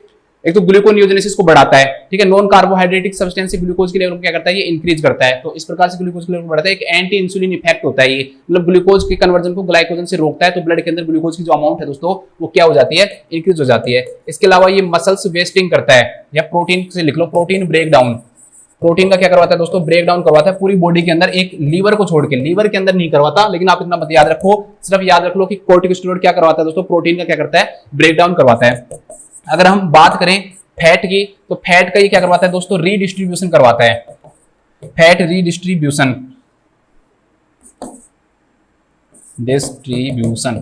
फैट का रीडिस्ट्रीब्यूशन कहां करवाता है दोस्तों, आपके फेस के ऊपर करवाता है, ठीक है, आपके चेस्ट के ऊपर करवाता है, आपके एब्डोमेन के ऊपर करवाता है, ठीक है, इन सब पे, बैक के ऊपर करवाता है, नेक के ऊपर करवाता है, इन सब पे क्या करवाता है, फैट को जमा कर देता है। हाथों से और पैरों से फैट को क्या करता है, निकाल लेता है, और सेंट्रल में क्या करता है दोस्तों, जमा कर देता है। जब आप क्यूसिंग सिंड्रोम पढ़ते हो तो उसके अंदर पढ़ते हो ट्रंकल ओबेसिटी देखने को मिलती है, मतलब हाथ पैर पतले रहेंगे, बीच का सारा पार्ट क्या रहता है दोस्तों, उसके मोटे रहेंगे। जैसे मोनी फेस देखने को मिलेगा, बेफेलो हम्प, पीछे की तरफ हम्प बन जाता है, वो देखने को मिलता है, बेफेलो हम्प देखने को मिलता है, ठीक है। चेस्ट के अंदर एब्डोमेन है, पोर्ट्स बेली बाहर की तरफ निकला हुआ दिखाई देगा। तो वो सब सिम्टम्स किसके कारण आते हैं, इसी कारण आते हैं कि फैट का क्या करवा देता है, ये कॉर्टिकोस्टेरॉइड रीडिस्ट्रीब्यूशन करवाता है। क्यूसिंग सिंड्रोम में ग्लूकोस्टेरॉइड का लेवल क्या हो जाता है दोस्तों, बढ़ जाता है, ठीक है। इसके अलावा इसके अलावा दोस्तों सोडियम एंड वाटर का रीअब्जॉर्प्शन करवाता है, लेकिन ज्यादा नहीं करवाता, जितना कि मिनरल कोर्टिकोइड करवाता है उतना नहीं करवाता, लेकिन रीअब्जॉर्प्शन जरूर करवाता है, ध्यान रखना। पोटेशियम का क्या करवाता है, एक्सक्रीशन करवाता है कम अमाउंट में, पोटेशियम एक्सक्रीशन। कैल्शियम का क्या करवाता है दोस्तों, ये एक्सक्रीशन करवाता है, कैल्शियम का एक्सक्रीशन। देखो आपको पढ़ा हुआ है ना, तो ये सारी चीजें आपको समझ में आ जाएंगी। आज आपको ऐसे पता लगेगा कि हाँ मैंने पढ़ा है या नहीं पढ़ा। हाइपोकैल्सियमिया होगा, अगर कैल्शियम का एक्सक्रीशन होगा तो दोस्तों क्या होगा, हाइपोकैल्सियमिया वो भी देखने को मिलेगा। इसके अलावा दोस्तों ओस्टियोक्लास्टिक जो एक्टिविटी है उसको बढ़ाता है, ओस्टियोक्लास्टिक जो एक्टिविटी है उसको क्या करता है, इंक्रीज करता है। ओस्टियोक्लास्टिक एक्टिविटी अगर इंक्रीज होगी तो दोस्तों क्या होगा, ओस्टियोपोरोसिस होगा। इसके अलावा कैल्शियम भी साथ में क्या करवा रहा है, कम करवा रहा है, उसके कारण भी क्या होगा, ओस्टियोपोरोसिस होगा, और इसके कारण फ्रैक्चर होने के चांसेस क्या हो जाते हैं, बढ़ जाते हैं, और पेशेंट को क्या फील होता है दोस्तों, पेन फील होता है। ठीक है, ध्यान रखना। मसल्स वेस्टिंग भी देखने को मिलती है, ऐसे नहीं है, इसमें ऑप्शन में मसल वेस्टिंग दे रखा है, मसल वेस्टिंग भी देखने को मिलती है, लेकिन दोस्तों ये जो मसल वेस्टिंग जो होती है ना, ये मसल वेस्टिंग के कारण पेन नहीं होता, बस ये ध्यान रखने ना। मसल वेस्टिंग क्यों होती है दोस्तों, कि प्रोटीन का क्या होता है, ब्रेक डाउन होता है, प्रोटीन का क्या होता है, ब्रेक डाउन होता है। इसके अलावा क्या देखने को मिलता है, देखो इसके अलावा दोस्तों ये एंटी इंफ्लामेटरी है, एंटी इंफ्लामेटरी है, एंटी एलर्जिक है, एंटी एलर्जिक है, और इम्यूनोसुप्रेसेंट है। मैं सब चीजें पढ़ा सकता हूं कि क्यों है, लेकिन अभी इतना टाइम नहीं है ना, बस इतना लिख लो कि फंक्शन क्या है। और फाइट करवाता है स्ट्रेस के साथ, फाइट विद स्ट्रेस, ये सारी चीजें करवाता है ये। अब हमारे क्वेश्चन पे वापस लौट के आते हैं हम, कि क्वेश्चन क्या कह रहा था। क्वेश्चन यही कह रहा था कि कौन सी चीज पेन, ओस्टियोपोरोसिस करवाता है, ठीक है, ओबेसिटी करवाता है, लेकिन ट्रंकल ओबेसिटी करवाता है, लेकिन उसके कारण पेन फील नहीं होता है। मसल्स वेस्टिंग होती है प्रोटीन के ब्रेकडाउन से, लेकिन पेन नहीं होगा उसके कारण। ठीक है, हाइपोटेंशन इससे रिलेटेड बिल्कुल भी नहीं है। ठीक है, वैसे भी सोडियम का एब्जॉर्प्शन करवा रहा है, और सोडियम का जब एब्जॉर्प्शन होता है ना, तो हाइपरटेंशन होता है, ना कि हाइपोटेंशन होता है, तो ये वैसे भी नहीं होगा। तो इसका आंसर क्या हो जाएगा, ओस्टियोपोरोसिस। नेक्स्ट क्वेश्चन देखते हैं। नेक्स्ट क्वेश्चन दे रखा है दोस्तों कि the nurse is caring for a child receiving A blood transfusion, the child becomes flushed and is wheezing. ठीक है, एक बच्चा है दोस्तों जिसको ब्लड ट्रांसफ्यूजन लग रहा है, ठीक है, रिसीव कर रहा है वो, और एकदम से देखा आपने कि बच्चे को क्या हो गया दोस्तों, वीजिंग हो गया है और फ्लस्ड हो गया है, तो आपको क्या करना चाहिए। तो दोस्तों सबसे पहली बात तो ये है ट्रांसफ्यूजन रिएक्शन। ये क्या देखने को मिल रही है आपको, ट्रांसफ्यूजन रिएक्शन देखने को मिल रही है। अब ट्रांसफ्यूजन अगर रिएक्शन देखने को मिलेगी तो क्या क्या देखने को मिलेगा दोस्तों, तो एक तो आपको इसमें जो दिखाई दे रहे हैं वो देखने को मिलेंगे। क्या देखने को मिलेगा कि वीजिंग दिखाई देने को मिलेगा। इसके अलावा दोस्तों डिजनिया देखने को मिलेगा, बच्चे को डिजनिया हो सकता है। ठीक है, इसके अलावा दोस्तों जो पल्स जो होती है वो क्या हो जाती है, रैपिड एंड फास्ट, लिख लो चलो, फास्ट एंड 3D पल्स देखने को मिलेगी। ठीक है, पतली मतलब पल्स फील नहीं होगी, तेज तो रहेगी लेकिन फील नहीं होती है। ठीक है, इसके अलावा दोस्तों क्या देखने को मिलेगा, डायफोरेसिस देखने को मिलता है। इसके अलावा क्या देखने को मिलता है दोस्तों, itching, redness and flush, itching, redness and flush, चेहरा फ्लश्ड हो जाता है। ठीक है, फ्लश्ड, एडिमा, ये सब देखने को आपको मिलेंगे। इसके अलावा क्या देखने को मिलेगा दोस्तों, ओलिगो जो यूरिया है वो देखने को मिलेगा। ठीक है, क्या देखने को मिलेगा, ओलिगो यूरिया देखने को मिलेगा। और कुछ केसेस के अंदर आपको फीवर भी देखने को मिल सकता है। अनकॉन्शियस पेशेंट के अंदर हम यही सिम्टम देखते हैं, जैसे फीवर देखा हमने, ओलिगो यूरिया देखा हमने, जो टैकीकार्डिया या ब्रेडिकार्डिया दोनों हो सकते हैं। ठीक है, टैकीकार्डिया या ब्रेडिकार्डिया दोनों देखने को मिल सकते हैं अनकॉन्शियस पेशेंट के अंदर, तो टैकीकार्डिया भी हो सकता है या ब्रेडिकार्डिया भी हो सकता है। ठीक है, तो ये सारे सिम्टम्स हैं, इनके द्वारा हम क्या लगा सकते हैं दोस्तों, पता लगा सकते हैं कि उस पेशेंट को क्या हो रहा है दोस्तों, ट्रांसफ्यूजन क्या हो रहा है, रिएक्शन हो रहा है। ठीक है, तो इसके लिए आपको क्या करना चाहिए, अब इसमें ये पूछ रहे कि करना क्या चाहिए। तो सबसे पहला काम क्या करोगे, स्टॉप करोगे, भाई बंद करो उसको, stop the infusion, stop the infusion. Infusion को जैसे ही बंद किया, start the IV fluid NS, normal saline start कर दो जबकि जब एनएस। ठीक है, इसके अलावा दोस्तों आप क्या करोगे, inform the SCP, inform the SCP, health care provider को क्या कर दो, इन्फॉर्म कर दो। इसके अलावा क्या करोगे दोस्तों, send the sample, send the sample, जो सैंपल है जो सैंपल है दोस्तों, जो ब्लड है, आईवी ट्यूबिंग है, दोनों को भेजा जाता है। ध्यान रखना, ट्यूबिंग को भी भेजा जाता है, ब्लड प्लस आईवी ट्यूबिंग दोनों को भेजा जाता है। ब्लड प्लस आईवी ट्यूबिंग को हम कहां भेज देंगे दोस्तों, लेबोरेटरी में भेज देंगे, लेबोरेटरी और ब्लड बैंक दोनों में। सैंपल्स को हम कहां भेजेंगे दोस्तों, लेबोरेटरी में भेजेंगे, और जो ब्लड है उसको कहां भेजेंगे, ब्लड बैंक में भेजेंगे। पेशेंट का यूरिन है वो सैंपल भी लिया जाता है हीमोलाइसिस को चेक करने के लिए कि हीमोलाइसिस तो नहीं हो गया है। ठीक है, तो ये सब चीजें हम क्या करते हैं, और continuous monitor the patient, continuous monitor the patient, patient को देखते रहो भाई, जरूरत है ना पेशेंट को। और जो भी ड्रग एडमिनिस्ट्रेशन कहिए वो तो करोगे ही आप। चलो आ जाओ, पहला काम क्या करोगे दोस्तों, स्टॉप द इन्फ्यूजन। ऑक्सीजन की जरूरत पड़ सकती है, ठीक है, फिजिशियन के अकॉर्डिंग, तो लेकिन डायरेक्टली उस वे में नहीं है ये ना। स्विच द ट्रांसमिशन टू, देखो स्विच करने से पहले हमको क्या करना पड़ेगा, स्टॉप करना पड़ेगा, ठीक है। ऑक्सीजन की जरूरत पड़ सकती है लेकिन सबसे पहला हमें इन्फ्यूजन को स्टॉप करना है, ये इसके बाद करेंगे। इन्फ्यूजन को स्टॉप करके फिर हम नॉर्मल सलाइन देंगे, ठीक है, इसलिए ये गलत हो जाएगा। हाइड्रोकोर्टिसोन हम जो डॉक्टर की एडवाइस है दोस्तों उसी पे देंगे, हम डायरेक्टली नहीं दे सकते हैं। वाइटल साइन चाहे कि हमने जब ये रिएक्शंस आ गई है तो सबसे पहला काम क्या है दोस्तों, इन्फ्यूजन को रोकना है। सबसे पहला काम क्या है दोस्तों, इन्फ्यूजन को रोकना है, तो ये भी आपको ध्यान रखना है। सबसे पहली चीज तो आपको ये समझ में आना चाहिए कि भाई ये जो रिएक्शन हो रही है ना ये हो कैसे रही है। तो सारे जो सिम्टम्स जो बताए ना, ये सारे सिम्टम्स पता होने चाहिए आपको ट्रांसफ्यूजन रिएक्शन के, ठीक है। नेक्स्ट क्वेश्चन देखो, नेक्स्ट क्वेश्चन है दोस्तों, low birth weight baby describe less than. कोई भी बच्चा है उसका जो वजन है वो कब लो बर्थ वेट बेबी कहलाएगा। वो सुनो, नॉर्मल अगर हम वेट की बात करें, नॉर्मल अगर हम वेट की बात करें दोस्तों तो वो 2.5 to 4 kg होता है। बच्चे का जन्म के समय कितना वजन होता है, 2.5 किलो से 4 किलो तक वजन होता है। एवरेज 3 किलो, एवरेज अगर पूछे आपसे तो कितना होता है दोस्तों, 3 किलो होता है। कोई भी बर्थ वेट अगर 2.5 किलो से कम है तो वो LBW कहलाएगा, लो बर्थ वेट कहलाएगा। अगर 1500 ग्राम से कम है, 1500 ग्राम से अगर कम है दोस्तों तो ये क्या कहलाएगा, वेरी लो बर्थ वेट भी कहलाएगा, वेरी लो बर्थ वेट। और अगर 1000 ग्राम से भी कम है दोस्तों, तो 1000 ग्राम से कम है तो ये क्या कहलाएगा दोस्तों, extremely low birth weight, low birth weight, extremely low birth weight कहलाएगा। चलो बच्चे के वजन की बात कर ही लो, अगर हम वेट की बात करें दोस्तों तो आपको एक टेक्निक याद रखनी है। जन्म के टाइम 5, 1, 2, 3, 5, 7 और 10, जन्म के अब 3 का पार्टा बोल दो बस, 3, 6, 9, 12, 15, 18, 21 और लास्ट में 30, इतना वजन रहता है। कितना वजन रहता है दोस्तों, जब बच्चे का जन्म होता है तो 3 किलो रहता है। जब बच्चे 5 महीने का हो जाता है, यहाँ पर मंथ है ये, तो कितना हो जाता है, 6 किलो हो जाता है, तो डबल हो जाता है। ये पूछ सकते हैं कि डबल कब होता है, ट्रिपल कब होता है, 3 गुना, ये क्या हो गया, 4 गुना हो गया, 5 गुना हो गया, 6 गुना हो गया, 7 गुना हो गया, और यहाँ पर कितना हो गया, 10 टाइम हो गया। तो ये भी आपको पूछ सकते हैं, वेट के बारे में ये पूछ सकते हैं, ठीक है। शुरू के 7 डेज तक क्या होता है दोस्तों, वेट लॉस होता है। शुरू के 7 डेज तक क्या होता है दोस्तों, वेट लॉस होता है, ये भी ध्यान रखना। 10वें दिन से बच्चा 10 डेज से बच्चा वेट को क्या करता है, रीगेन करता है, वेट को क्या करता है, रीगेन करता है। और शुरू के 3 महीने तक लगभग 25 से और 30 ग्राम, 25 से 30 ग्राम पर डे वेट क्या करता है, गेन करता है। लगभग 3 महीने से और 12 महीने के टाइम पीरियड पे लगभग 400 ग्राम वजन हर महीने बच्चा क्या करता है, गेन करता है। 400 ग्राम वजन गेन करता है। आपको ये क्या रखना है दोस्तों, याद रखना है।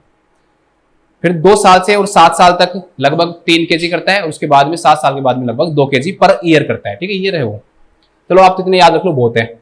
आ जाओ, लो बर्थ वेट बेबी क्या कहलाएगा, LBW 2500 ग्राम से कम, ठीक है। इसके बाद देखते हैं नेक्स्ट क्वेश्चन। नेक्स्ट क्वेश्चन है एमनियोटिक फ्लूइड का। एमनियोटिक फ्लूइड को पढ़ते हैं, खतरनाक क्वेश्चन बनेगा एमनियोटिक फ्लूइड से। देखो बहुत सारे क्वेश्चन बनते हैं।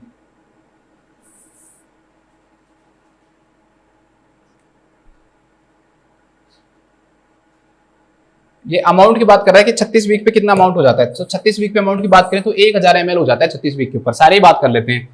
जब एमनियोटिक फ्लूइड आ गया तो एमनियोटिक फ्लूइड को पूरा पढ़ना जरूरी है हमारा। एमनियोटिक फ्लूइड, अगर हम बात करें दोस्तों एमनियोटिक फ्लूइड की पीएच की, तो एमनियोटिक फ्लूइड की पीएच लगभग 7.1 to 7.5 होती है। इसे हम क्या बोलते हैं, स्लाइटली एल्कलाइन, स्लाइटली एल्कलाइन बोलते हैं, ठीक है। एमनियोटिक फ्लूइड रिप्लेस कितनी टाइम में होता है, मतलब कि बच्चे के जो एमनियोटिक जो फ्लूइड है कैविटी के अंदर रहता है, कब बदलता रहता है, तो ये क्वेश्चन भी पूछ लेते हैं दोस्तों। तो लगभग ध्यान रखना 3 आवर के अंदर रिप्लेस होता है। एक क्वेश्चन पूछते हैं कि एमनियोटिक फ्लूइड बनता किस प्रकार से है, तो ध्यान रखना बस एक चीज याद रख लेना कि 20 वीक के बाद में, ठीक है, 20 वीक के बाद में मेन कौन बनाता है दोस्तों, फीटल यूरिन बनाता है। शुरू के अंदर प्लाज्मा बनाता है, फिर फीटल स्किन बनाता है, ठीक है, फिर स्किन बनाती है और फिर इसके बाद फीटल यूरिन। तो 20 वीक के बाद में मैक्सिमम जो एमनियोटिक फ्लूइड जो है दोस्तों किसके द्वारा बनाया जाता है, फीटल यूरिन के द्वारा बनाया जाता है। 12 वीक की अगर हम बात करें तो लगभग 50 ml क्या होता है दोस्तों, एमनियोटिक फ्लूइड होता है। 16 वीक के ऊपर अगर हम बात करें तो ये लगभग हो जाता है कितना, 200 ml। अगर हम 20 वीक के ऊपर बात करें तो ये लगभग कितना हो जाता है दोस्तों, 400 ml हो जाता है। 36 से और 38 वीक के ऊपर अगर हम बात करें तो ये लगभग हो जाता है 1000 ml। और अगर हम 40 वीक पे बात करें तो ये लगभग हो जाता है दोस्तों 600 से 800 ml। अगर हम बात करें दोस्तों 42 वीक के बाद में, तो ये 42 वीक के बाद में जो इसकी अमाउंट है दोस्तों वो लगभग कितनी रह जाती है, 200 ml रह जाती है। ठीक है, ये आपको याद रखना है। एक एमनियोटिक फ्लूइड इंडेक्स भी ध्यान रखना। एमनियोटिक फ्लूइड जो इंडेक्स है दोस्तों नॉर्मल कितना होता है, 5 से 25 होता है। 5 से अगर कम है तो क्या कहलाएगा दोस्तों, ओलिगो हाइड्रोएमनियोज कहलाएगा। और अगर 25 से अगर ज्यादा है दोस्तों तो क्या कहलाएगा, पॉलीहाइड्रोएमनियोज कहलाएगा। 400 ml से कम है तो ओलिगो हाइड्रोएमनियोज कहलाएगा। और अगर 2000 ml से ज्यादा है तो दोस्तों क्या कहलाता है, आपका पॉलीहाइड्रोएमनियोज कहलाता है। ठीक है, ये भी आपको थोड़ा थोड़ा याद कर लेना है इनको। चलो इसके कलर की भी बात कर लो।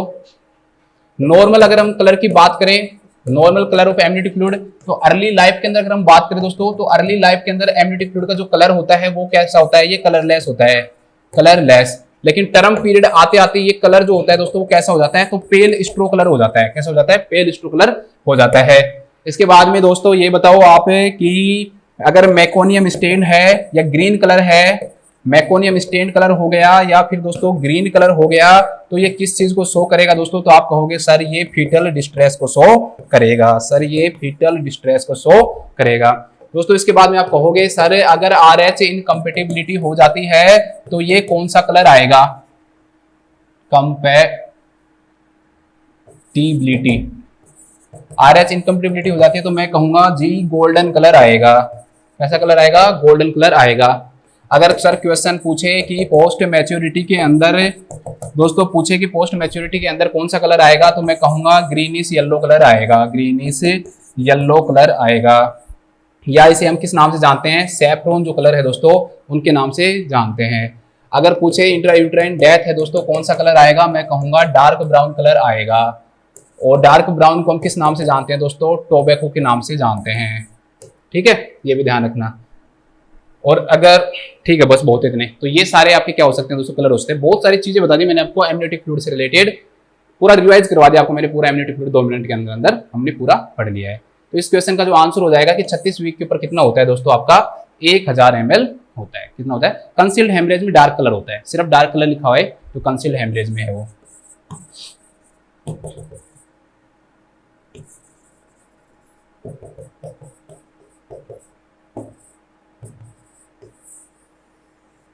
तो 1000 ml, ये भी आपको क्या रखना है दोस्तों, याद रखना। ठीक है, तो ये हमारी छोटी सी क्लास थी जिसमें हमने बहुत सारे जो फैक्ट्स है दोस्तों वो पढ़ लिए हैं। और मैं आशा करता हूं कि आप सबको ये समझ में आया होगा और अच्छा लगा होगा। नेक्स्ट 10 क्वेश्चंस के साथ आपको मिलते हैं। सभी अपना ध्यान रखें, स्वस्थ रहें, खुश रहें। Thank you so much.